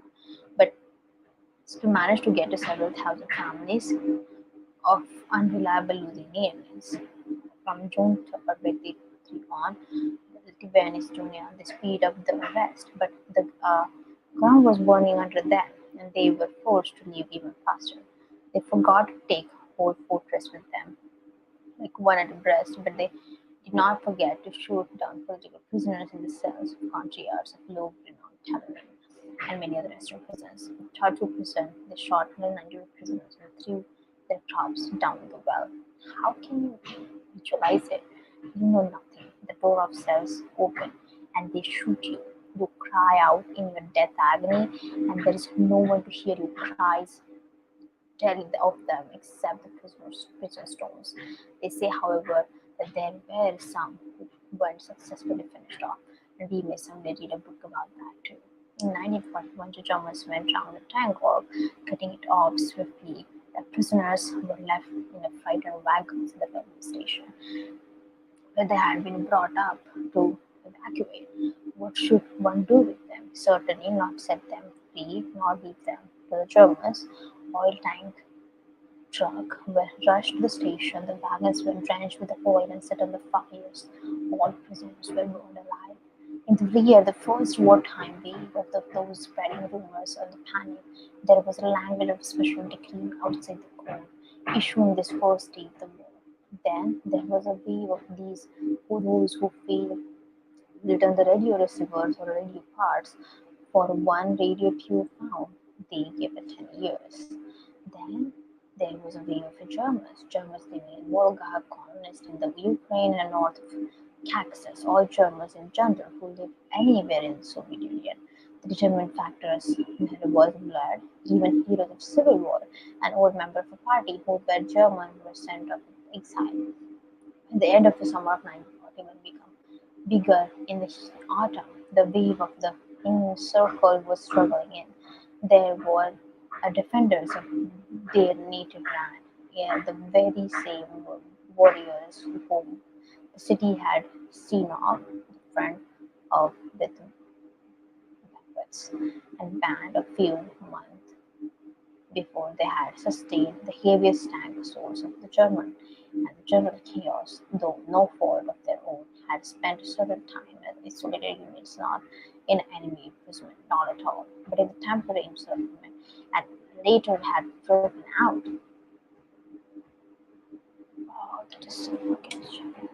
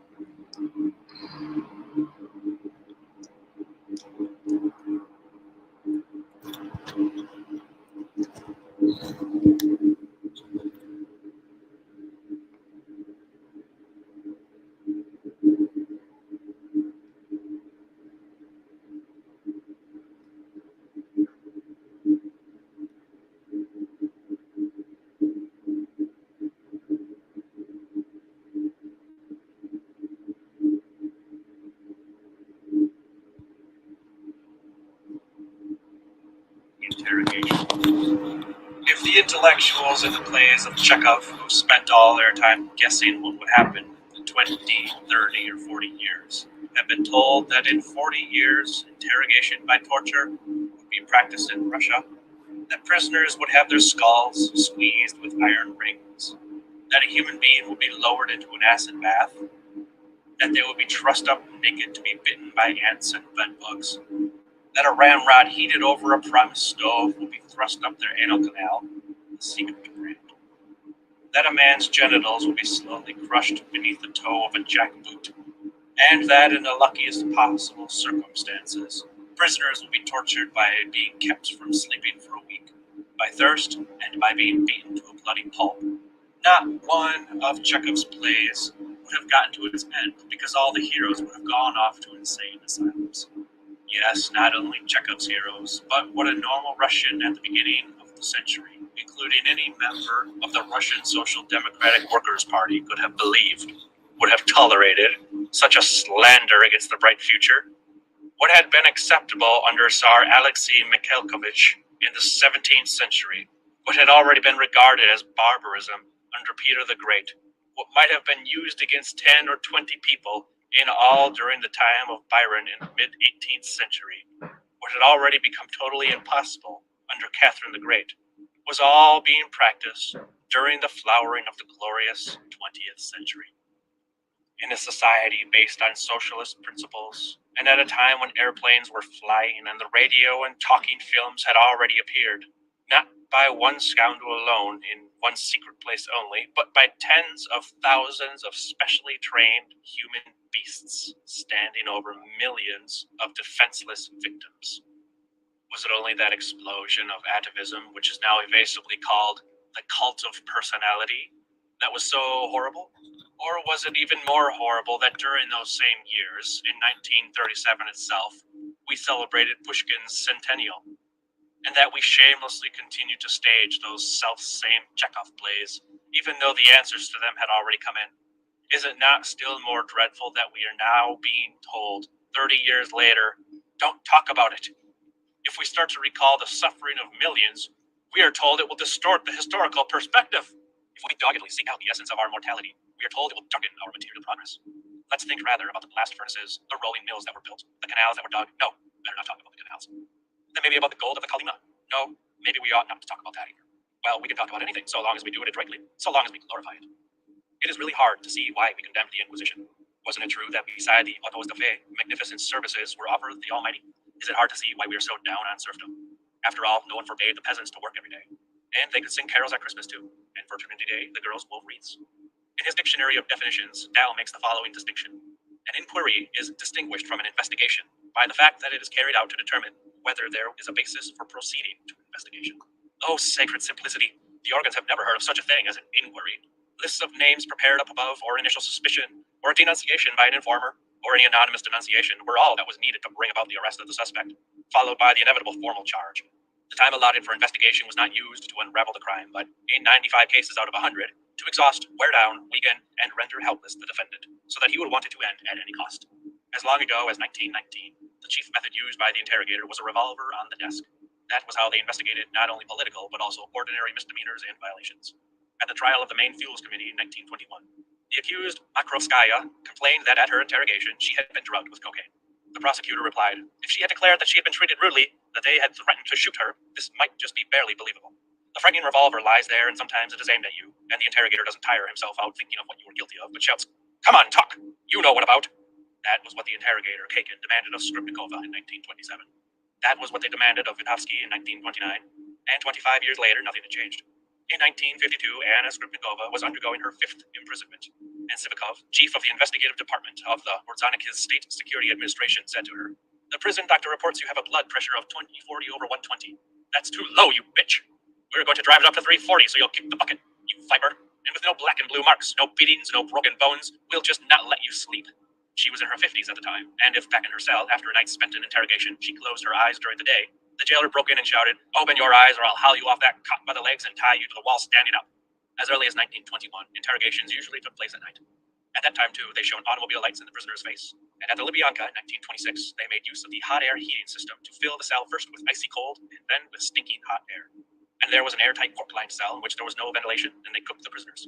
A participant in the Yaroslavl uprising of 1918, Vasily Alexandrovich Kasyanov, described how the heat in such a cell was turned up until your blood began to ooze through your pores. When they saw this happening through the peephole, they would put the prisoner on a stretcher and take him off to sign his confession. The hot and salty methods of the gold period are well known, and in Georgia in 1926 they used lighted cigarettes to burn the hands of prisoners under interrogation. In Mitaki prison, they pushed prisoners into a cesspool in the dark. There's a very simple connection here. Once it was established that charges had to be brought at any cost, and despite everything, threats, violence, tortures became inevitable. And the more fantastic the charges were, the more ferocious the interrogation had to be in order to force the required confession. Given the fact that the cases were always fabricated, violence and torture had to accompany them. This was not peculiar to 1937 alone. It was a chronic general practice, and that is why it seems strange today to read in the recollections of former Zeks that torture was permitted from the spring of 1938 on. There were never any spiritual or moral barriers which could have held the organs back from torture. In the early post-war years, in the Cheka Weekly, the Red Sword, and the Red Terror, the admissibility of torture from a Marxist point of view was openly debated. Judging by the subsequent course of events, the answer deduced was positive, though not universally so. It is more accurate to say that if before 1938 some kind of formal documentation was required as a preliminary to torture, as well as specific permission for each case under investigation, even though such permission was easy to obtain, then in the years 1937 to 1938, in the view of the extraordinary situation prevailing, the specified millions of admissions to the archipelago had to be ground through the apparatus of individual interrogation in specified limited periods, something which had simply not happened in the massed ways of kulaks and nationalities. Interrogators were allowed to use violence and torture on an unlimited basis, at their own discretion, and in accordance with the demands of their work quotas and the amount of time they were given. The types of torture used were not regulated, and every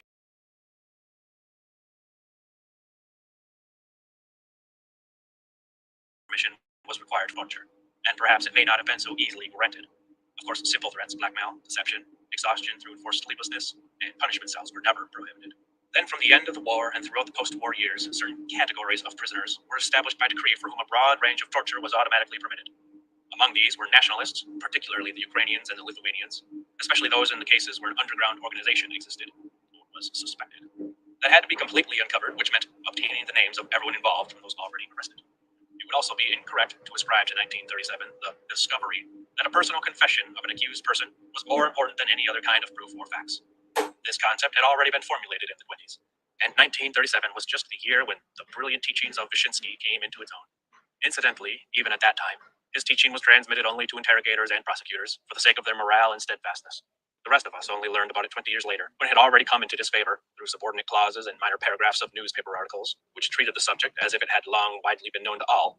It turns out that in that terrible year, Andrei Januarevich, one who longs to blurt out January-evich, Wyszynski, availing himself of the most flexible dialectics, of a sort nowadays not permitted either Soviet citizens or electronic calculators, since to them yes is yes and no is no, pointed out in a report, which became famous in certain circles, that it is never possible for mortal men to establish absolute truth, but relative truth only.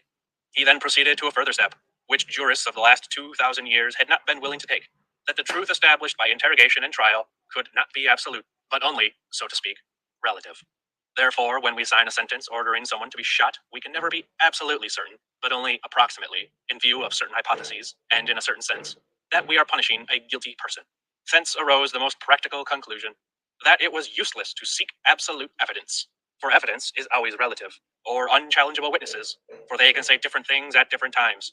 The proofs of guilt were relative, approximate, and the interrogator could find them, even when there was no evidence and no witness, without leaving his office, basing his conclusions not only on his own intellect, but also on his party sensitivity, his moral forces. In other words, the superiority of someone who slept well, has been well fed, and has not been beaten up. And on his character, i.e., his willingness to apply cruelty. In only one respect did Wyszynski fail to be consistent and retreat from a dialectical logic. For some reason, the executioner's bullet, which he allowed, was not relative, but absolute. Thus it was that the conclusions of advanced Soviet jurisprudence, proceedings in a spiral, returned to barbaric or medieval standards. Like medieval torturers, our interrogators, prosecutors, and judges agreed to accept the confession of the accused as the chief proof of guilt. However, the simple-minded Middle Ages used dramatic and picturesque methods to squeeze out the desired confessions. The rack, the wheel, the bed of nails, impalement, hot coals, etc. In the 20th century, taking advantage of our more highly developed medical knowledge and extensive prison experience, and some seriously defended a doctoral dissertation on this theme, people came to realize that the accumulation of such impressive apparatus was superfluous in that, on a mass scale, it was also cumbersome. In addition, there was evidently one other circumstance. As always, Stalin did not pronounce that final word, and his subordinates had to guess what he wanted. Thus, like a jackal, he left himself an escape hole, so that he could, if he wanted, beat a retreat and write about dizziness from success. After all, for the first time in human history, the calculated torture of millions was being undertaken, and even with all his strength and power, Stalin could not be absolutely sure of success. In dealing with such an enormous mass of material, the effects of the experiment might differ from those obtained from a smaller sample. An unforeseen explosion might take place, a slippage in a geological fault, or even worldwide disclosure. In any case, Stalin had to remain innocent, his sacred vestments angelically pure. We are therefore forced to conclude that no list of tortures and torments existed in printed form for the guidance of interrogators. Instead, all that was required was for every interrogation department to supply the tribunal within a specified period with a stipulated number of rabbits who had confessed everything. And it was simply stated, orally but often, that any measures and means employed were good, since they were being used for a lofty purpose, that no interrogator would be made to answer for the death of an accused, and that the prison doctor should interfere as little as possible with the course of the investigation. In all probability, they exchanged experiences in comradely fashion. They learned from the most successful workers. Then, too, material rewards were offered: higher pay for the night work, bonus pay for fast work. And there were also definite warnings that interrogators who could not cope with their tasks, even the chief of some provincial NKVD administration, if some sort of mess developed, he could show Stalin his hands were clean. He had issued no direct instructions to use torture, but at the same time, he had ensured that torture would be used. Let us try to list some of the simplest methods which break the will and the character of the prisoner without leaving marks on his body. Let us begin with psychological methods. These methods have enormous and even annihilating impact on rabbits who have never been prepared for prison suffering, and it isn't easy even for a person who holds strong convictions. 1. First of all, night. Why is it that all the main work of breaking down human souls went on at night? Why, from their very earliest years, did the organs select the night? Because at night, the prisoner, torn from sleep, even though he has not yet been tortured by sleeplessness, lacks his normal daytime equanimity and common sense. He is more vulnerable. Number 2. Persuasion in a sincere tone is the very simplest method. Why play at cat and mouse, so to speak? After all, having spent some time along others undergoing interrogation, the prisoner has come to see what the situation is. And so the interrogator says to him in a lazily friendly way, "Look, you're going to get a prison term, whatever happens. But if you resist, you'll croak right here in prison. But if you resist, you'll croak right here in prison. You'll lose your health. But if you go to camp, you'll have fresh air and sunlight. So why not sign right now?" Very logical. And those who agree and sign are smart if the matter concerns only themselves. But that is rarely so. A struggle is inevitable. Another variant of the persuasion is particularly appropriate to the party member. If there are shortages and even famine in the country, then you as a Bolshevik have to make up your mind. Can you admit the whole party is to blame? Or the whole Soviet government? No, of course not. The director of the Flax Depot hastened to reply, "Then be brave and shoulder the blame yourself." And he did. Number 3, foul language is not a clever method, but it can have a powerful impact on people who are well brought up, refined, delicate. I know 2 cases involving priests who capitulated to foul language alone. One of them, in the Butyrki in 1944, was being interrogated by a woman. At first, when he'd come back to our cell, he couldn't say often enough how polite she was, but once he came back very despondent. And for a long time, he refused to tell us how, with her legs crossed high, she had begun to curse. I regret that I cannot cite one of her little phrases here. Number 4, psychological contrast was sometimes effective. Sudden reversals of tone, for example. For a whole or part of the interrogation period, the interrogator would be extremely friendly, addressing the prisoner formally by first name and patronymic, and promising everything. Suddenly, he would brandish a paperweight and shout, "Foo, you rat! I'll put 9 grams of lead in your skull!" And he would advance on the accused, clutching, hands outstretched as to grab him by the hair, fingernails like needles. This worked very, very well with women prisoners. Or as a variation on this, 2 interrogators would take turns. One would shout and bully, the other would be friendly, almost gentle. Each time the accused entered the office, he would tremble. Which would it be? He wanted to do everything to please the gentle one because of his different manner, even to the point of signing and confessing things that had never happened. Number 5, preliminary humiliation was another approach. In the famous cellars of the Rostov-on-the-Don GPU, House 33, which were lit like lens-like insets of thick glass on the sidewalk above the former storage basement, prisoners awaiting interrogation were made to lie face down for several hours in the main corridor and forbidden to raise their heads or make a sound. They lay this way like Muslims at prayer until the guard touched a shoulder and took them off to interrogation. Another case, at the Lubyanka, Alexandra O. refused to give the testimony demanded of her. She was transferred to Lefortovo. In the admitting office, a woman jailer ordered her to undress, allegedly for a medical examination, took away her clothes, and locked her in a box naked. At that point, the men jailers began to peer through the peephole and to appraise her female attributes with loud laughs. If one were systematically to question former prisoners, many more such examples would certainly emerge. They all had but a single purpose: to dishearten and humiliate. Number 6. Any method of inducing extreme confusion in the accused might be employed. Here is how FIV, from Krasnogorsk, Moscow province, was interrogated. During the interrogation, the interrogator, a woman, undressed in front of him by stages. A striptease. All the time continuing the interrogation as if nothing were going on. She walked about the room and came close to him and tried to get him to give in. Perhaps this satisfied some personal quirk in her, but it may also have been cold-blooded calculation, an attempt to get the accused so muddled that he would sign. And she was in no danger. She had her pistol, and she had her alarm bell. Number 7. Intimidation was a very widely used and very varied. It was often accompanied by enticement and promises, which were, of course, false. In 1924, if you don't confess, you'll go to the Solvetsky Islands. Anyone who confesses is turned loose. In 1944, which camp you'll be sent to depends on us. Camps are different. We've got hard labor camps now. If you confess, you'll go to an easy camp. If you're stubborn, you'll get 25 years in handcuffs in the mines. Another form of intimidation was threatening a prisoner with a prison worse than the one he was in. If you keep on being stubborn, we'll send you to Lefortovo, if you are in Libyanka, to Sukhanovka, if you are in Lefortovo. They'll find another way to talk to you there. You have already gotten used to things where they are. The regimen seems to be not so bad. And what kind of torments await you elsewhere? Yes, and you also have to be transported there. Should you give in? Intimidation worked beautifully on those who had not yet been arrested but had simply received an official summons to the Bolshoi Dome, the big house. He, or she, still had a lot to lose. He, or she, was frightened of everything, that they wouldn't let him, or her, out today, that they would confiscate his, or her, belongings or apartment. He would be ready to give all kinds of testimony and make all kinds of concessions in order to avoid these dangers. She, of course, would be ignorant of the criminal code. And, at the very least, and at the start of the questioning, they would push a sheet of paper in front of her with a fake citation from the code. I have been warned that for giving false testimony, 5 years of imprisonment. In actual fact, under Article 95, it is 2 years. For refusal to give testimony, 5 years. In actual fact, under Article 92, it is up to 3 months. Here, then, one more of the interrogator's basic methods has entered the picture and will continue to re-enter it. Number 8. The lie. We lambs were forbidden to lie, but the interrogator to tell us all the lies he felt like. Those articles of the law did not apply to him. We had even lost the yardstick with which to gauge. What does he get for lying? He could confront us with as many documents as he chose, bearing the forged signatures of our kinfolk and friends, and it would be just a skillful interrogation technique. Intimidation through enticement and lies was the fundamental method for bringing pressure on the relatives of the arrested person when they were called in to give testimony. If you don't tell us such and such, whatever was being asked, it's going to be even worse for him. You'll be destroying him completely.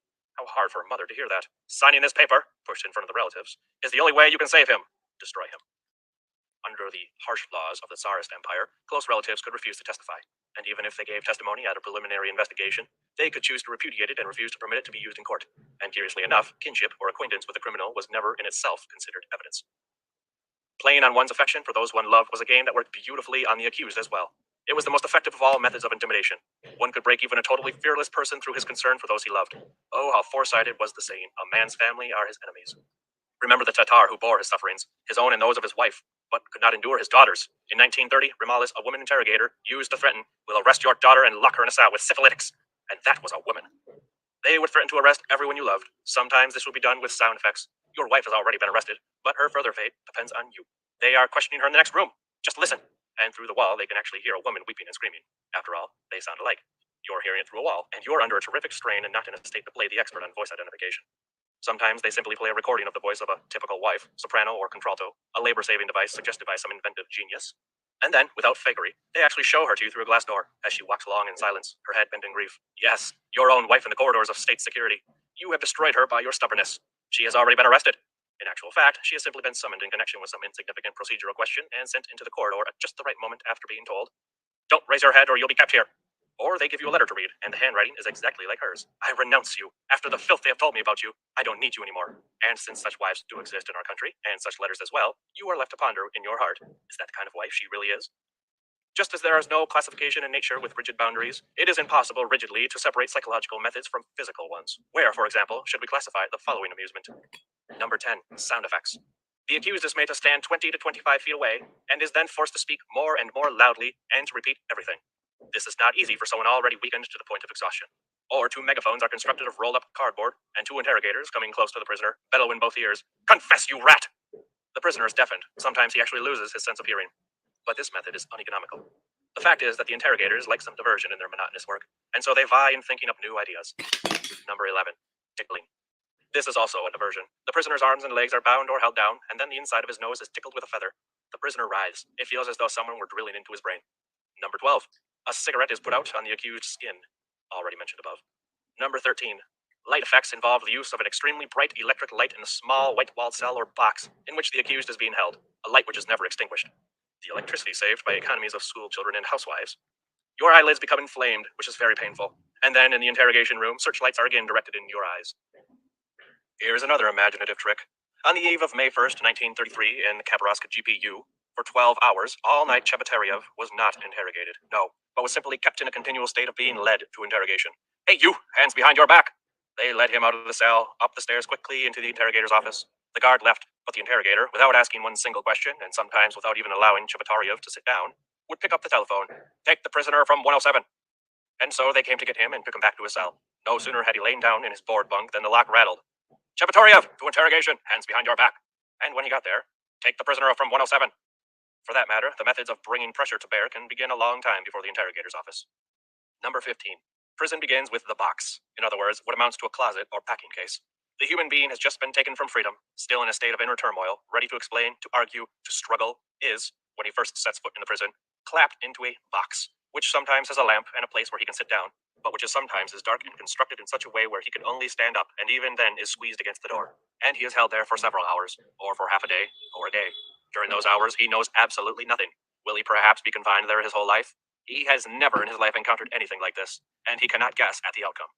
Those first hours are passing when everything inside him is still ablaze from the unstilled storm in his heart. Some become despondent, and that's the time to subject them to their first interrogation. Others become angry, and that too is all to the good, for they may insult the interrogator right at the start, or make a slip, and it will be all the easier to cook up their case. Number 16. When boxes were short in supply, they used to have another method. In the Novocherkassk NKVD, Yelena Strutinskaya was forced to remain seated on a stool in the corridor for 6 days, in such a way that she did not lean against anything. She did not sleep, did not fall off, and did not get up from it. 6 days. Just try to sit that way for 6 hours. Then again, as a variation, the prisoner can be forced to sit in a tall chair, of the kind used in laboratories, so that his feet do not reach the floor. They become very numb in this position. He is left sitting that way from 8 to 10 hours. Or else, during the interrogation itself, when the prisoner is out in plain view, he can be forced to sit in this way, as far forward as possible on the front edge. Move further forward, further still, of the chair so he is under painful pressure during the entire interrogation. He is not allowed to stir for several hours. Is that all? Yes, that's all. Just try it yourself. Number 17. Depending on local conditions, a divisional pit can be substituted for the box, as was done in the Gorokovets army camps during World War II. The prisoner was pushed into such a pit, 10 feet in depth, 6.5 feet in diameter, and beneath the open sky, rain or shine. This pit was, for several days, both his cell and his latrine, and 10.5 ounces of bread and water were lowered to him on a cord. Imagine yourself in this situation after you've been arrested. Then you are all in a boil. Either identical orders to all special branches of the Red Army, or else the similarities of their situations in the field, led to the broad use of this method. Thus, in the 36th Motorized Infantry Division, a unit which took part in the Battle of Khalkhin Gul, and which was encamped in the Mongolian desert in 1941, a newly arrested prisoner was, without explanation, given a spade by the chief of the special branch, Samulev, and ordered to dig a pit, the exact dimensions of a grave. Here is a hybridization of physical and psychological methods. When the prisoner had dug deeper than his own waist, they ordered him to stop and sit down on the bottom. His head was no longer visible. One guard kept watch over several such pits, and it was as though he were surrounded by empty space. They kept the accused in the desert with no protection from the Mongolian sun, and with no warm clothing against the cold of the night. But no tortures. Why waste effort on tortures? The ration they gave was 3.5 ounces of bread per day and 1 glass of water. Lieutenant Chopenyev, a giant, a boxer, 21 years old, spent a month imprisoned this way. Within 10 days, he was swarming with lice. After 15 days, he was summoned to interrogation for the first time. Number 18. The accused could be compelled to stand on his knees. Not in some figurative sense, but literally, on his knees, without sitting back on his heels, and with his back upright. People could be compelled to kneel in the interrogator's office or the corridor for 12 or even 24 or 48 hours. The interrogator himself could go home, sleep, amuse himself in one way or another. This was an organized system. Watch was kept over the kneeling prisoner, and the guards worked in shifts.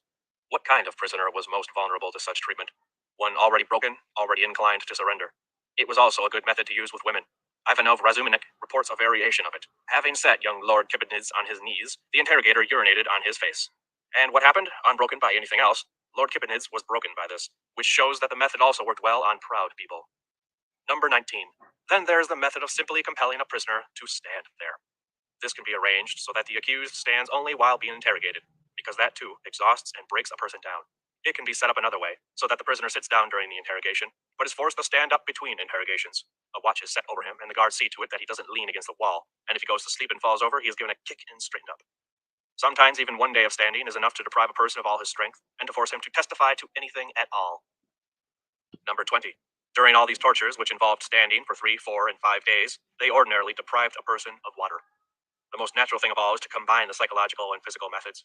It is also natural to combine all the preceding methods with 21. Sleeplessness, which they quite failed to appreciate in medieval times. They did not understand how narrow are the limits within which a human being can preserve his personality intact. Sleeplessness, yes, combined with standing, thirst, bright light, terror, and the unknown. What other tortures are needed? Befogs the reason, undermines the will, and the human being ceases to be himself, to be his own I, as in Chekhov's I want to sleep, but there it was much easier, for there the girl could lie down and slip into lapses of consciousness, which even in just a minute would revive and refresh the brain. A person deprived of sleep acts half unconsciously or altogether unconsciously, so that his testimony cannot be held against him. They used to say, "You are not truthful in your testimony, and therefore you will not be allowed to sleep." Sometimes, as a refinement, instead of making the prisoner stand up, they made him sit down on a soft sofa, which made him want to sleep all the more. The jailer on duty sat next to him on the same sofa and kicked him every time his eyes began to shut. Here's how one victim, who had just sat out days in a box infested with bedbugs, describes his feeling after this torture.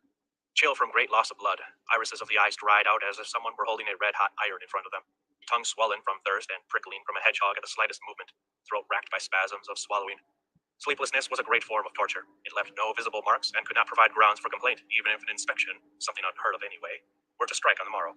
They didn't let you sleep? Well, after all, this is not supposed to be a vacation resort. The security officials were awake too. They would catch up on their sleep during the day. One can say that sleeplessness became the universal method in the organs, from being one amongst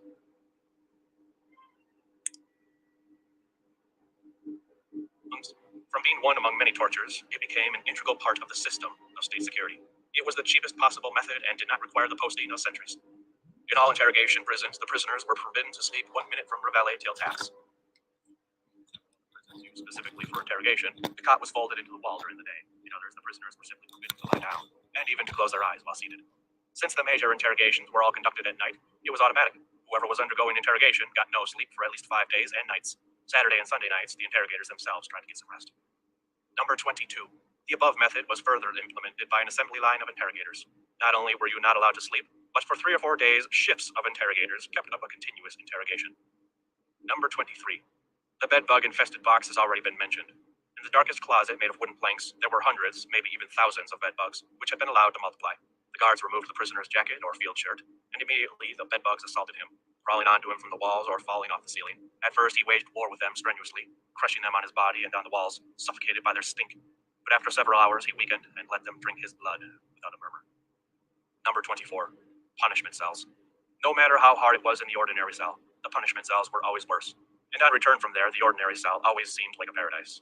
In the punishment cell, a human being was systematically worn down by starvation and also usually by cold. In Sukhanovka prison, there were also hot punishment cells. For example, the Lefortovo punishment cells were entirely unheated. There were radiators in the corridor only, and in this heated corridor, the guards on duty walked in felt boots and padded jackets. The prisoner was forced to undress down to his underwear and sometimes to his undershorts, and he was forced to spend from 3 to 5 days in the punishment cell without moving, since it was so confining. He received hot gruel on the 3rd day only. For the first few minutes, you were convinced you'd not be able to last an hour. But by some miracle, a human being would indeed sit out his 5 days, perhaps acquiring in the course of it an illness that would last him the rest of his life. There were various aspects to punishment cells, as for instance, dampness and water. In the Chernovsky prison after the war, Masha G. was kept barefooted for 2 hours and up to her ankles in icy water. Confess! She was 18 years old, and how she feared were her feet. She was going to have to live with them for a long time. Number 25. Should one consider a variation of the punishment cell when the prisoner was locked in an alcove? As long ago as 1933, this was one of the ways they tortured S.A. Chevatoryev in the Khabarovsk GPU. They locked him naked in a concrete alcove in such a way that he could neither bend his knees, nor straighten up and change the position of his arms, nor turn his head. And that was not all. They began to drip cold water onto his scalp, a classic torture, which then ran down his body in rivulets. They did not inform him, of course, that this would go on for only 24 hours. It was awful enough, at any rate, for him to lose consciousness, and he was discovered the next day apparently dead. He came to on a hospital cot. They had brought him out of his faint with spirits of ammonia, caffeine, and body massage. At first, he had no recollection of where he had been or what had happened. For a whole month, he was useless, even for interrogation. 26. Starvation has already been mentioned in a combination with other methods, nor was it an unusual method to starve the prisoner into confession. Actually, the starvation technique, like interrogation at night, was an integral element in the entire system of coercion. The miserly prison bread ration amounted to 10.5 ounces in the peacetime year of 1933, and to 1 pound in 1945 in the Lubyanka, and permitting only prohibiting food parcels from one's family and access to the commissary were universally applied to everyone. But there was also the technique of intensified hunger. For example, Chelpenyev was kept for a month on 3.5 ounces of bread, after which, when he had just been brought in from the pit, the interrogator Sokol placed in front of him a pot of thick borscht and half a loaf of white bread sliced diagonally. What does it matter, one might ask, how it was sliced? But Chelpenyev even today will insist that it was really sliced very attractively. However, he was not given a thing to eat. How ancient it all is, how medieval, how primitive. The only new thing about it was that it was applied in a socialist society. Others, too, tell about such tricks. They were often tried. But we are going to cite another case involving Chepetaryev because it combined so many methods. They put him in the interrogator's office for 72 hours, and the only thing he was allowed was to be taken to the toilet. For the rest, they allowed him neither food nor drink, even though there was water in a carafe right next to him, nor was he permitted to sleep. Throughout there were 3 interrogators in the office, working in shifts. One kept writing something, silently, without disturbing the prisoner. The second slept on the sofa, and the third walked around the room, and as soon as Chepetaryev fell asleep, beat him instantly. Then they switched roles. Maybe they themselves were being punished for failure to deliver. And then, all of a sudden, they brought Chepetaryev a meal, a fat Ukrainian borscht, a chop, fried tomatoes, and red wine in a crystal carafe. But because Chepetaryev had an aversion to alcohol all his life, he refused to drink the wine, and the interrogator couldn't go too far in forcing him to, because that would have spoiled the whole game. After he had eaten, they said to him, "Now, here's what you have testified to in the presence of 2 witnesses. Sign here." In other words, he was to sign what had been silently composed by one interrogator in the presence of another, who had been asleep, and a third, who had been actively working. On the very first page, Chepetaryev learned he had been on intimate terms with all the leading Japanese generals, and that he had received espionage assignments from all of them. He began to cross out whole pages. They beat him up and threw him out. Laganin, another Chinese Eastern Railroad man, arrested with him, was put through the same thing, but he drank the wine and, in a state of pleasant intoxication, signed the confession, and was shot. Even one tiny glass can have an enormous effect on a famished man, and that was a whole carafe. Number 27. Beatings. Of a kind that leave no marks. They use rubber truncheons, and they use wooden mallets and small sandbags. It is very, very painful when they hit a bone. For example, an interrogator's jackboot on the shin, where the bone lies just beneath the skin. They beat Brigade Commander Karpunik Braven for 21 days in a row. And today he says, "Even after 30 years, all my bones ache, and my head too." In recollecting his own experience and the stories of others, he counts up to 52 methods of torture. Here is one. They grip the hand in a special vise so the prisoner's palm lies flat on the desk, and they hit the joints with the thin edge of a ruler. And one screams. Should we single out particularly the technique by which teeth are knocked out? They knocked out 8 of Karpunik's. As everyone knows, below the fist in the solar plexus, catching the victim in the middle of a breath, leaves no mark whatsoever. The Lefortovo Colonel Sidorov, in the post-war period, used to take a penalty kick with his overshoes at the dangling genitals of male prisoners. Soccer players who at one time or another have been hit in the groin by a ball know what kind of blow is like. There is no pain comparable to it, and ordinarily the recipient loses consciousness. 28. In the Novorossiysk NKVD, they invented a machine for squeezing fingernails. As a result, it could be observed later at transit prisons that many of those from Novorossiysk had lost their fingernails. 29. And what about that straitjacket? Number 30. And breaking the prisoner's back, as in that same Khabarovsk GPU in 1933. 31. Or bridling, also known as the swan dive. This was a Suganova method, also used in Archangel, where the interrogator Ivkov applied it in 1940. A long piece of rough toweling was inserted between the prisoner's jaws like a bridle. The ends were then pulled back over his shoulders and tied to his heels. Just try lying on your stomach like a wheel with your spine breaking, and without water and food for 2 days. Is it necessary to go on with the list? Is there much left to enumerate? What won't well-fed, unfeeling people invent? Brother mine, do not condemn those who, finding themselves in such a situation, turn out to be weak and confess to more than they should have. Do not be the first to cast a stone at them. From childhood on, we are educated and trained for our own profession, for our civil duties, for military service, to take care of our bodily needs, to behave well, even to appreciate beauty. Well, this last not really all that much. But neither our education, nor our upbringing, nor our experience prepares us in the slightest for the greatest trial of our lives, being arrested for nothing and interrogated about nothing. Novels, plays, films, their authors should themselves be forced to drink the cup of Gulag to the bottom, depict the types one meets in the offices of interrogators as chivalrous guardians of truth and humanitarianism, as our loving fathers. We are exposed to lectures on everything under the sun, and are even herded in to listen to them. But no one is going to lecture to us about the true and extended significance of the criminal code. And the codes themselves are not on open shelves in our libraries, nor sold at newsstands, nor do they fall in the hands of the heedless young. It seems a virtual fairy tale that somewhere, at the ends of the earth, an accused person can avail himself of a lawyer's help. This means having beside you in the most difficult moment of your life a clear-minded ally who knows the law. The principle of our interrogation consists further in depriving the accused of even the knowledge of the law. An indictment is presented, and here, incidentally, is how it's presented. Sign it. It's not true. Sign. But I'm not guilty of anything. It turns out that you are being indicted under the provisions of Article 5810, Part 2, and 5811 of the Criminal Code of the Russian Republic. Sign. But what do these sections say? Let me read the code. I don't have it. Well, get it from your department head. He doesn't have it either. Sign. But I want to see it. You are not supposed to see it. It isn't written for you, but for us. You don't need it. I'll tell you what it says. These sections spell out exactly what you are guilty of. And anyway, at this point, your signature doesn't mean that you agree with the indictment, but that you've read it and it's been presented to you. All of a sudden, a new combination of letters, UPK, flashes by on one of these pieces of paper. Your sense of caution is aroused. What's the difference between UPK and the UK, the criminal code? If you've been lucky enough to catch the interrogator when he is in a good mood, he will explain it to you. The UPK is the Code of Criminal Procedure. What? This means that there are two distinct codes, not just one, of whose contents you are completely ignorant even as you are being trampled under their provisions. Since that time, 10 years have passed, then 15. The grass has grown thick over the grave of my youth. I served out my term and even eternal exile as well. And nowhere, neither in the cultural education section of the camps, nor in district libraries, nor even in medium-sized cities, have I seen with my own eyes, held in my own hands, been able to buy, obtain, or even ask for the code of Soviet law. And of the hundreds of prisoners I knew who had gone through interrogation and trial, and more than once too, who had served sentences in camp and in exile, none have ever seen the code or held it in his hand. It was only when both codes were 35 years old and on the point of being replaced by the new ones that I saw them. Two little paperback brothers, the UK or Criminal Code and the UPK or Code of Criminal Procedure, on a newsstand in the Moscow subway. Because they were outdated, it had been decided to release them for general circulation. I read them today, touched with emotion. For example, the UPK, the Code of Criminal Procedure. Article 136. The interrogator does not have the right to extract testimony or a confession from an accused by means of compulsion and threats. It was as though they had foreseen it. Article 111. The interrogator is obliged to establish clearly all the relevant facts, both those tending toward acquittal and any which might lessen the accused's measure of guilt. But it was I who helped establish Soviet power in October. It was I who shot the Kolchak. I took part in the dispossession of the kulaks. I saved the state 10 million rubles in lowered production costs. I was wounded twice in the war. I have 3 orders and decorations. You're not being tried for that. History. The bare teeth of the interrogator. Whatever good you may have done has nothing to do with the case. Article 139. The accused has a right to set forth his testimony in his own hand and to demand the right to make corrections in the disposition written by the interrogator. Oh, if we had only known that in time. But what I should say is, if that were the only way it really was, we were always vainly imploring the interrogator not to write my repulsive, slanderous fabrications instead of my mistaken statements, or not to write our underground weapons arsenal instead of my rusty finished knife. If only the defendants had first been taught some prison science. If only interrogation had been run through first in rehearsal, and only afterward for real. They didn't, after all, play that interrogation game with the second termers of 1948. It would have gotten them nowhere. But newcomers had no experience, no knowledge, and there was no one from whom to seek advice. The loneliness of the cute. That was one more factor in the success of unjust interrogation. The entire apparatus threw its full weight on one lonely and inhibited will.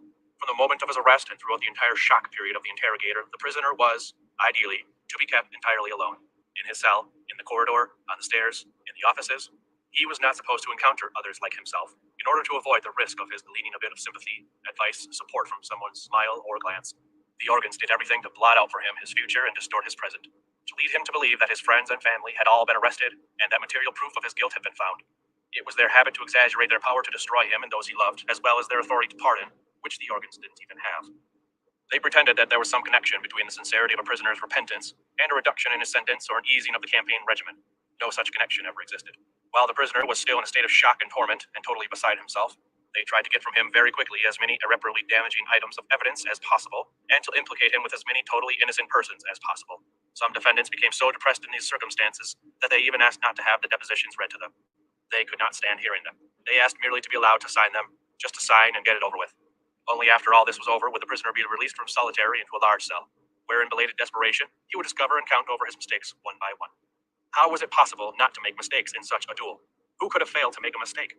We said that, ideally, he was to be kept alone. However, in the overcrowded prisons of 1937 and, for that matter, of 1945 as well, this ideal of solitary confinement for a newly arrested defendant could not be attained. Almost from his first hours, the prisoner was in fact in a terribly overcrowded common cell. But there were virtues to this arrangement, too, which more than made up for its flaws.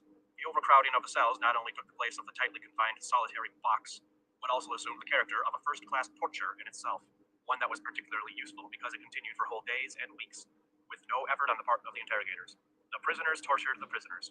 The jailers pushed so many prisoners into the cell that not everyone had even had a piece of floor. Some were sitting on others' feet, and people walked on people and couldn't even move at all. Thus, in addition of KPZ's cells for preliminary detention in 1945, they pushed 18 prisoners into a cell designed for the solitary confinement of one person. In Lugansk in 1937, it was 15.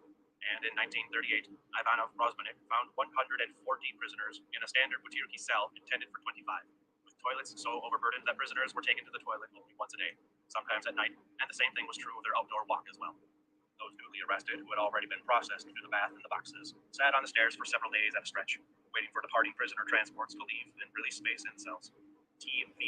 had been imprisoned in the Butyrki 7 years earlier, in 1931, and says that it was overcrowded under the bunks and that prisoners lay on the asphalt. I myself was imprisoned 7 years later, in 1945, and it was just the same. But recently I received from M.E. valuable personal testimony about overcrowding in the Butyrki in 1918. In October of that year, during the second month of the Red Terror, it was so full that they even set up a cell for 70 women in the laundry. When, then, was the Butyrki not crowded? It was Ivanov Razumnik who, in the Lubyanka reception kennel, calculated that for weeks at a time, there were 3 persons for each square yard of floor space. Just as an experiment, tried to fit 3 people into that space. But this, too, is no miracle. In the Vladimir internal prison in 1948, 30 people had to stand in a cell 10 feet by 10 feet in size. In this kennel, there was neither ventilation nor a window, and the prisoner's body heat and breathing raised the temperature to 40 or 45 degrees centigrade, 104 to 113 Fahrenheit, and everyone sat there in undershorts with their winter clothing piled beneath them. Their naked bodies were pressed against one another, and they got eczema from another's sweat. They sat like that for weeks at a time, and were given neither fresh air nor water, except for gruel and tea in the morning.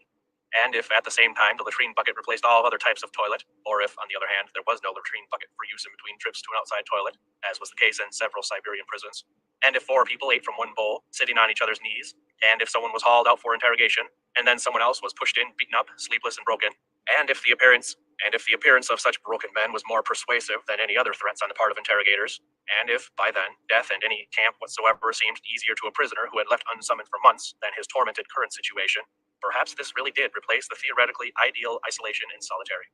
And you could not always decide in such a porridge of people with whom to be forthright, and you could not always find someone from whom to seek advice, and you would believe in the tortures and beatings not when the interrogator threatened you with them, but when you saw their results on other prisoners. You could learn from those who had suffered that they could give you a saltwater douche in the throat and then leave you in a box for a day, tormented by thirst, or that they might scrape the skin off a man's back with a grater till it bled, and then oil it with turpentine. Brigade Commander Rudolf Pintsov underwent both treatments. In addition, they pushed needles under his nails and poured water into him to the bursting point, demanding that he confess to having wanted to turn his brigade of tanks against the government during the November parade. And from Alexandrov, the former head of the arts section at the All-Union Society for Cultural Relations with Foreign Countries, who has a broken spinal column which tilts to one side, and who cannot control his tear ducts, and thus cannot stop crying, one can learn how Abakumov himself could beat in 1948. Yes, Minister of State Security Abakumov himself did not by any means spurn such menial labor.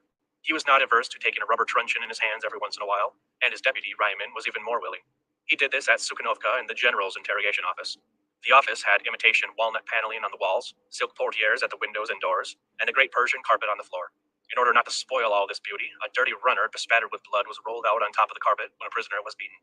When Ryman was doing the beating, he was assisted not by some ordinary guard, but a colonel. And so, Ryman politely stroking his rubber truncheon, which was 4 centimeters, an inch and a half thick, you have survived trial by sleeplessness with honor. Alexander Dolgan had cleverly managed to last a month without sleep, by sleeping while he was standing up. So now we will try the club. Prisoners can't take more than 2 or 3 sessions of this. Let down your trousers and lie down on the runner. The colonel sat down in the prisoner's back.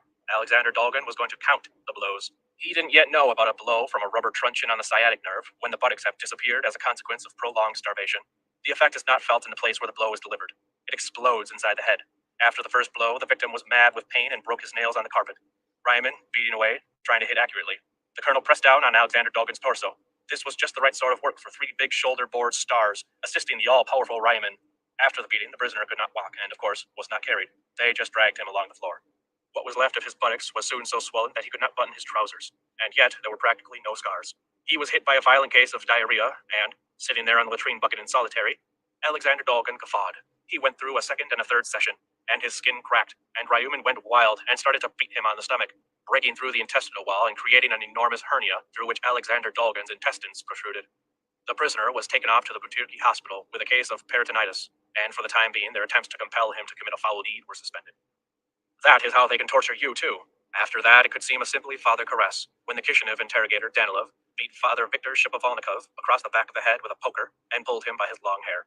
It is very convenient to drag a priest around in that fashion. Ordinary laymen can be dragged by the beard from one corner of the office to the other, and Richard Olah, a Finnish Red Guard and a participant in the capture of the British agent Sidney Riley, and commander of a company during the suppression of the Kronstadt revolt, was lifted up with pliers first by one end of his great mustache, and then by the other, and held for 10 minutes with his feet off the floor.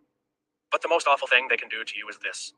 undress you from the waist down, place you on your back on the floor, pull your legs apart, seek assistance on them from the glorious corps of sergeants, who also hold down your arms, and then the interrogator, and women interrogators have not shrunk from this, stands between your legs and with the toe of his boot, or of her shoe, gradually, steadily, and with ever greater pressure, crushes against the floor those organs which once made you a man. He looks into your eyes and repeats his questions, or the betrayal he is urging on you. If he does not press down too quickly, or just a shade too powerfully, you still have 15 seconds left in which to scream that you will confess to everything. That you are ready to see arrested all 20 of those people he's been demanding of you, or that you will slander in the newspapers everything you hold holy. And you may be judged by God, but not by people. There is no way out. You have to confess to everything, whisper the stoolies who have been planted in cell. It's a simple question. Hang on to your health, say the people with common sense. You can't get new teeth. Those who have already lost them nod at you. They are going to convict you in any case, whether you confess or whether you don't. Conclude those who have gotten to the bottom of things. Those who don't sign get shot. Prophecy is someone else in the corner, out of vengeance, so as to not risk any leaks about how they conduct interrogations. And if you die in the interrogator's office, they'll tell your relatives you've been sentenced to camp without the right of correspondence, and just let them look for you. If you are an orthodox communist, then another orthodox communist will sidle up to you, peering about with hostile suspicion, and he'll begin to whisper in your ear so that the uninitiated cannot overhear. It's our duty to support Soviet interrogation. It's a combat situation. We ourselves are to blame. We were too soft-hearted, and now look at all the rot that has multiplied in the country. There is a vicious secret war going on. Even here we are surrounded by enemies. Just listen to what they are saying. The party is not obliged to account for what it does to every single one of us, to explain the whys and the wherefores. If they ask us to, that means we should sign. And another orthodox communist sidles up. I signed denunciations against 35 people, against all my acquaintances. And I advise you to drag along as many names as you can in your wake, as many as you can. That way it will become obvious that the whole thing is an absurdity and they'll let everyone out.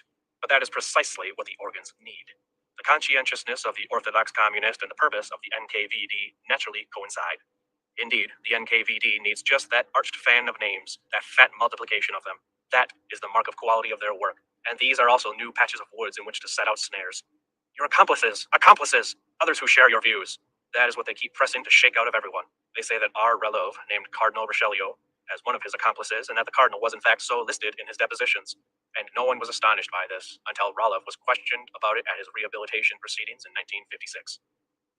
Apropos of the orthodox communists, Stalin was necessary. For such a purge as that, yes, but a party like that was necessary too.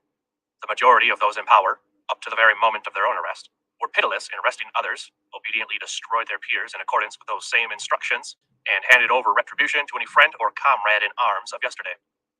And all those big Bolsheviks who now wear martyrs' halos managed to be the executioners of other Bolsheviks, not even taking into account how all of them in the first place had been the executioners of non-communists. Perhaps 1937 was needed in order to show how little their whole ideology was worth. That ideology of which they boasted so enthusiastically, turning Russia upside down, destroying its foundations, trampling everything it held sacred underfoot. That Russia where they themselves had never been threatened by such retribution. Part 3. The Destructive Labor Camps. Chapter 1. The Fingers of Aurora.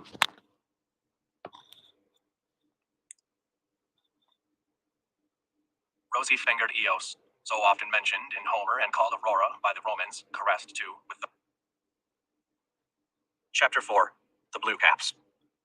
Throughout the grinding of our souls and the gears of the great nighttime institution, when our souls are pulverized and our flesh hangs down in tatters like a beggar's rags, we suffer too much and are too immersed in our own pain to rivet with penetrating and far-seeing gaze those pale night executioners who torture us. A surfeit of inner grief floods our eyes. Otherwise, what historians of our torturers we would be. For it is certain they will never describe themselves as they actually are, but alas, every former prisoner remembers his own interrogation in detail. How they squeezed him and what foulness they squeezed out of him. But often he does not even remember their names, let alone think about them as human beings. So it is with me I can recall much more, and much more that's interesting, about any one of my cellmates than I can about Captain of State Security Yezipov, with whom I spent no little time face to face, the two of us alone in his office. There's one thing, however, which remains with us all as an accurate, generalized recollection. Foul rot, a space totally infected with putrefaction. And even when, decades later, we are long past fits of anger or outrage, in our own quieted hearts, we retain this firm impression of low, malicious, impious, and possibly muddled people. There's an interesting story about Alexander II, the Tsar surrounded by revolutionaries, who were to make 7 attempts on his life. He once visited the house of preliminary detention on Shpalernaya, the uncle of the big house, where he ordered them to lock him up in solitary confinement cell number 227. He stayed in it for more than an hour, attempting thereby to sense the state of mind of those he had imprisoned there.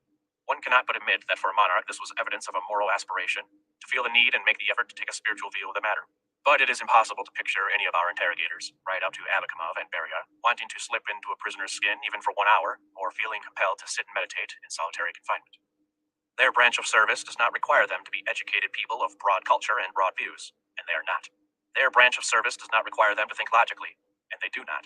Their branch of service requires only that they carry out orders exactly and be impervious to suffering, and that is what they do, and that is what they are.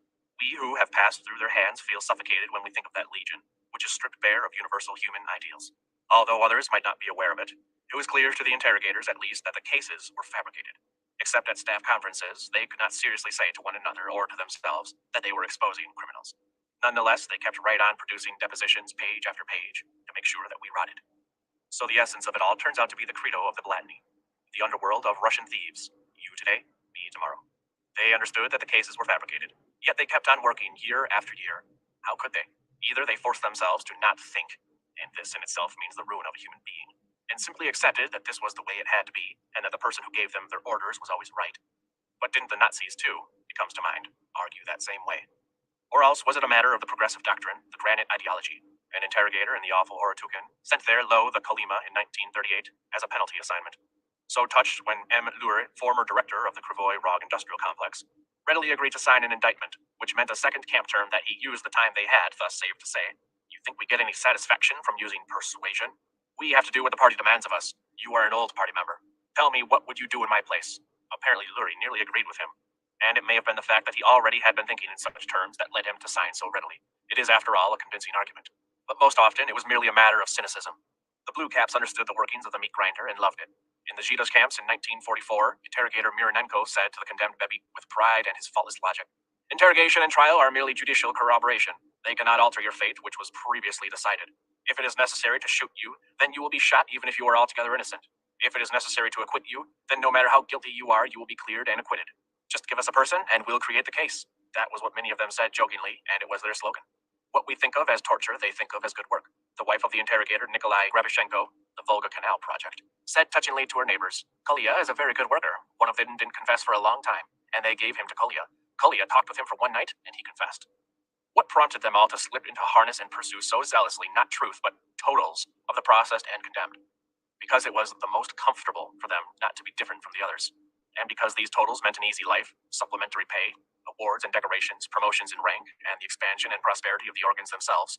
If they ran up high totals, then they could loaf when they felt like it, or do poor work or go out and enjoy themselves at night. And that is just what they did. Low totals led to their being kicked out, the loss of their feed bag. For Stalin could never be convinced that in any district or city or military unit, he might suddenly cease to have enemies. That is why they felt no mercy, but instead an explosion of resentment and rage toward those maliciously stubborn prisoners who opposed being fitted into the totals, who would not capitulate to sleeplessness or the punishment cell or hunger. By refusing to confess, they menaced the interrogator's personal standing. It was as though they wanted to bring him down. In such circumstances, all measures were justified. If it's to be war, then war it will be. We'll ram the tube down your throat. Swallow that salt water. Excluded by the nature of their work and by deliberate choice from the higher sphere of human existence, the servitors of the Blue Institution lived in their lower sphere with all the greater intensity and avidity. And there they were possessed and directed by the two strongest instincts of the lower sphere, other than hunger and sex, greed for power and greed for gain. Particularly for power, in recent decades it turned out to be more important than money. Power is a poison well known for thousands of years, if only no one were to ever acquire material power over others. But to the human being who has faith in some force that holds dominion over all of us, and who is therefore conscious of his own limitations, power is not necessarily fatal. For those, however, who are unaware of any higher sphere, it is a deadly poison. For them, there is no antidote. Here, attraction is not the right word. It is intoxication. After all, it is intoxicating. You are still young, still, shall we say, parenthetically, a sniveling youth. Only a little while ago, your parents were deeply concerned about you and didn't know where to turn to launch you in life. You were such a fool you didn't even want to study, but you got through 3 years of that school, and then how you took off and flew, how your situation changed, how your gestures changed, your glance, the turn of your head. The learned council of the Scientific Institute is in session. You enter and everyone notices you and trembles. You don't take the chairman's chair. Those headaches are for the rector to take on. You sit off to one side, but everyone understands that you are the head man there. You are the special department, and you can sit there for just 5 minutes and then leave. You have that advantage over the professors. You can be called away by more important business, but later on, when you're considering their decision, you will raise your eyebrows or, better still, purse your lips and say to the rector, "You can't do that. There are special considerations involved." That's all. And it won't be done.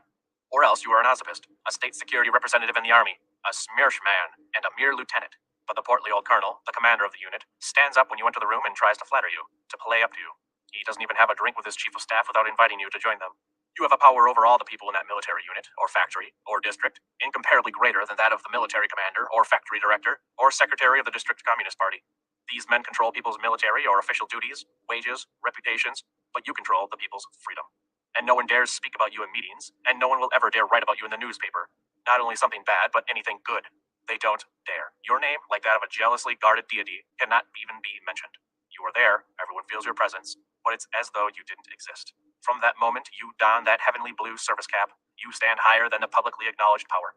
No one dares check up on what you do, but no one is exempt from your checking up on him. And therefore, in dealing with ordinary so-called citizens, who for you are mere blocks of wood, it is altogether appropriate for you to wear an ambiguous and deeply thoughtful expression.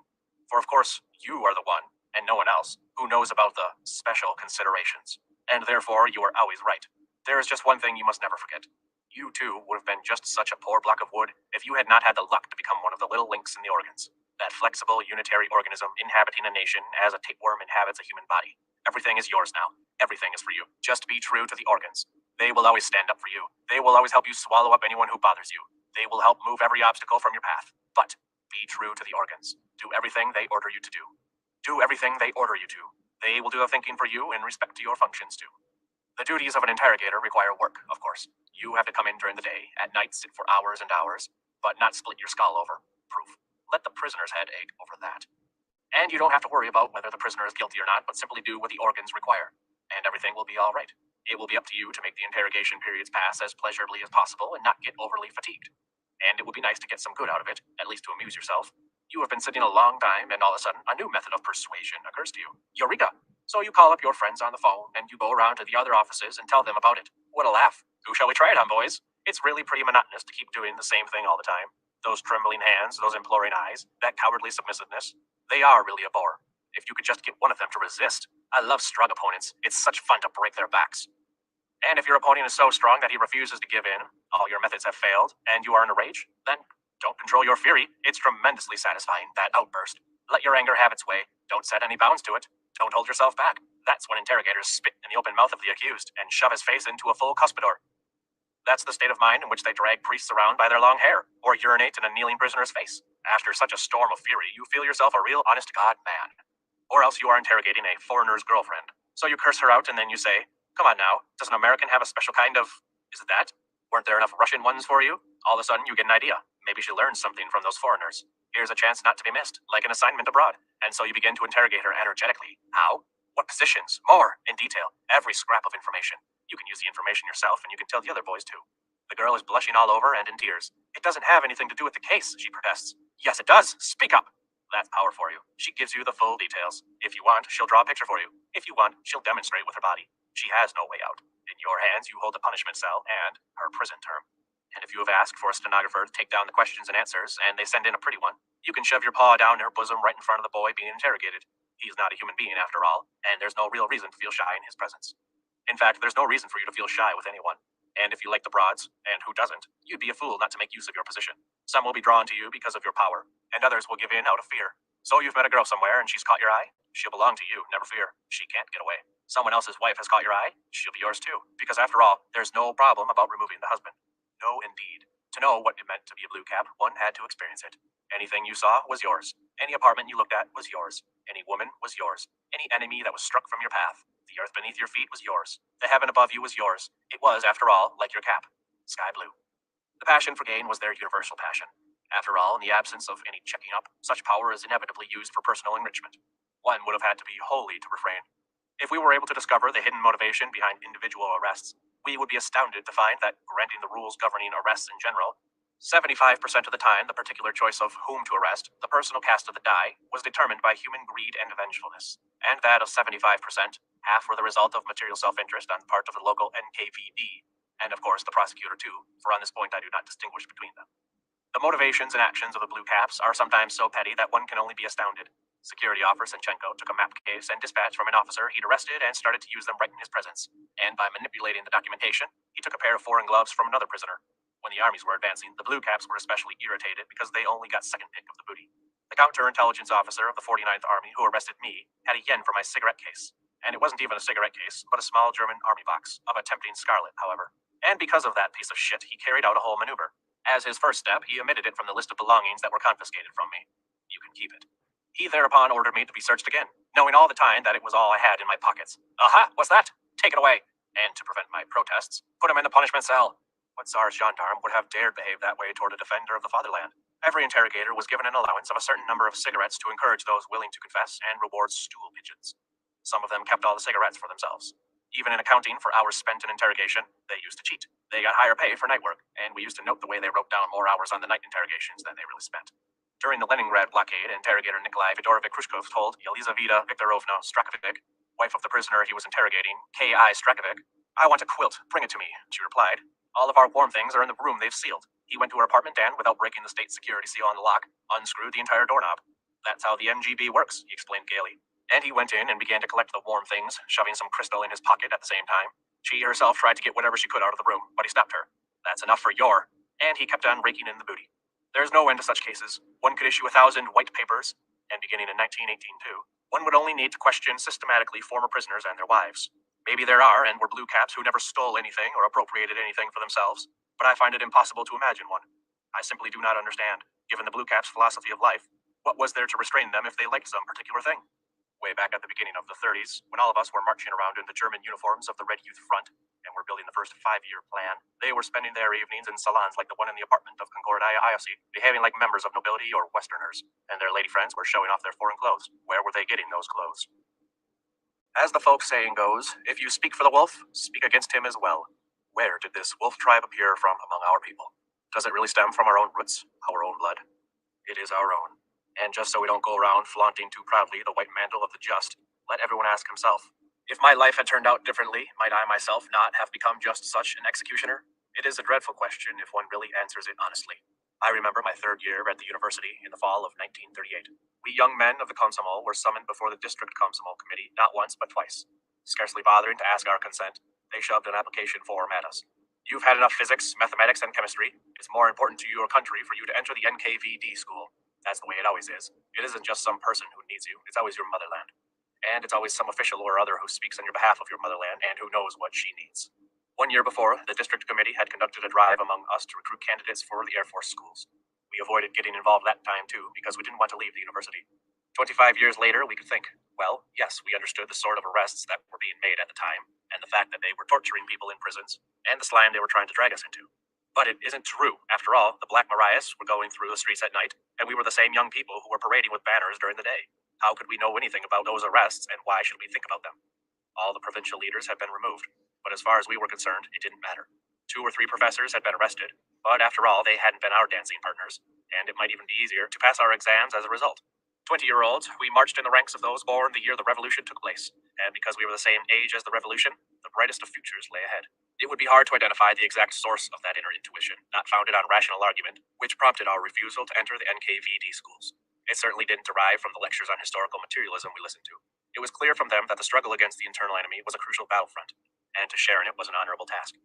Our decision even ran counter to our material interests. At the time, the provincial university we attended could not promise us anything more than the chance to teach in a rural school in a remote area for miserly wages. The NKVD school dangled before us special rations and double or triple pay. Our feelings could not be put into words, and even if we had found the words, fear would have prevented our speaking them aloud to one another. It was not our minds that resisted, but something inside our breasts. People can shout at you from all sides, "You must!" And your own head can be saying also, "You must!" But inside your breast, there is a sense of revulsion, repudiation. I don't want to. It makes me feel sick. Do what you want without me. I want no part of it. Still, some of us were recruited at that time, and I think that if they had really put the pressure on, they could have broken everybody's resistance. So I would like to imagine if, by the time the war broke out, I had already been wearing an NKVD officer's insignia on my blue tabs, what would I have become? What do shoulder boards do to a human being? And where have all the exhortations of grandmother, standing before an icon, gone? And where are the young pioneers' daydreams of future sacred equality? And at that moment, when my life was turned upside down and the SMERSH officers at the brigade command point tore off those cursed shoulder boards and took my belt away and shoved me along to their automobile, I was pierced to the quick by worrying how, in my stripped and sorry state, I was going to make my way through the telephone operator's room. The rank and file must not see me in that condition. So let the reader who expects this book to be a political expose slam its covers shut right now.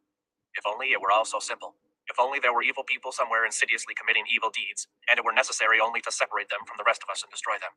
But the line dividing good and evil cuts through the heart of every human being, and who is willing to destroy a piece of his own heart?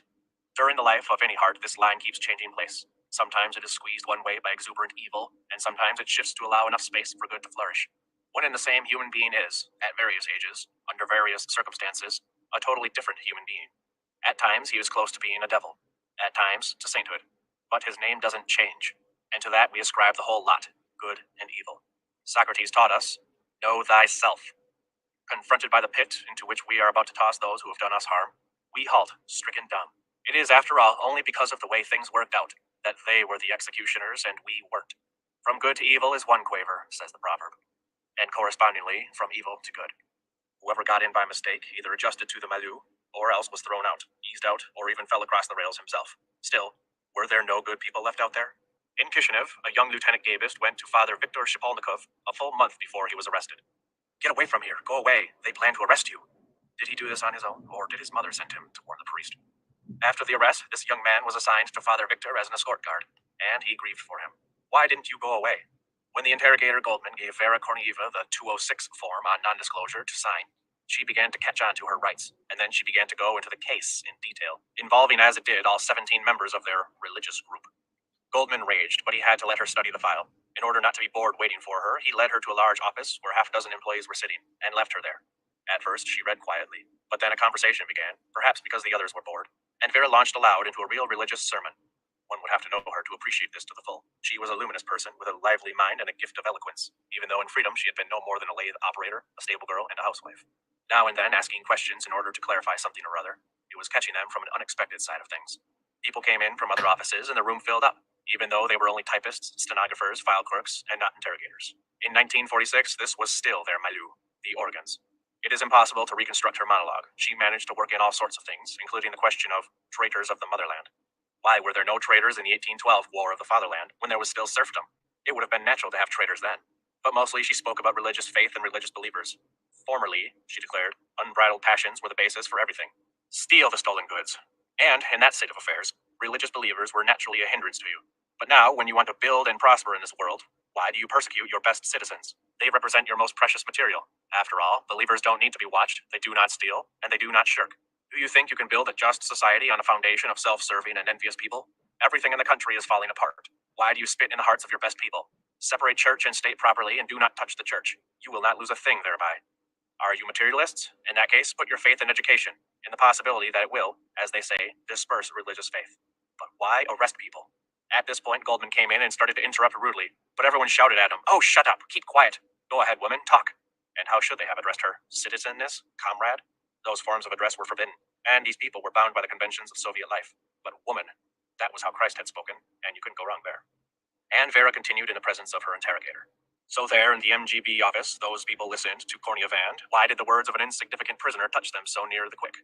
And why is it that for nearly 200 years, the security forces have hung onto the color of the heavens? That was what they wore in Lermontov's lifetime. And you, blue uniforms! Then came the blue service caps, blue shoulder boards, blue tabs, and then they were ordered to make themselves less conspicuous, and the blue brims were hidden from the gratitude of the people, and everything blue on the heads and shoulders was made narrower, until what was left was piping, narrow rims, but still blue. Is this only a masquerade? Or is it that even blackness must, every so often, however rarely, partake of the heavens? It would be beautiful to think so, but when one learns, for example, the nature of Yugoda's striving toward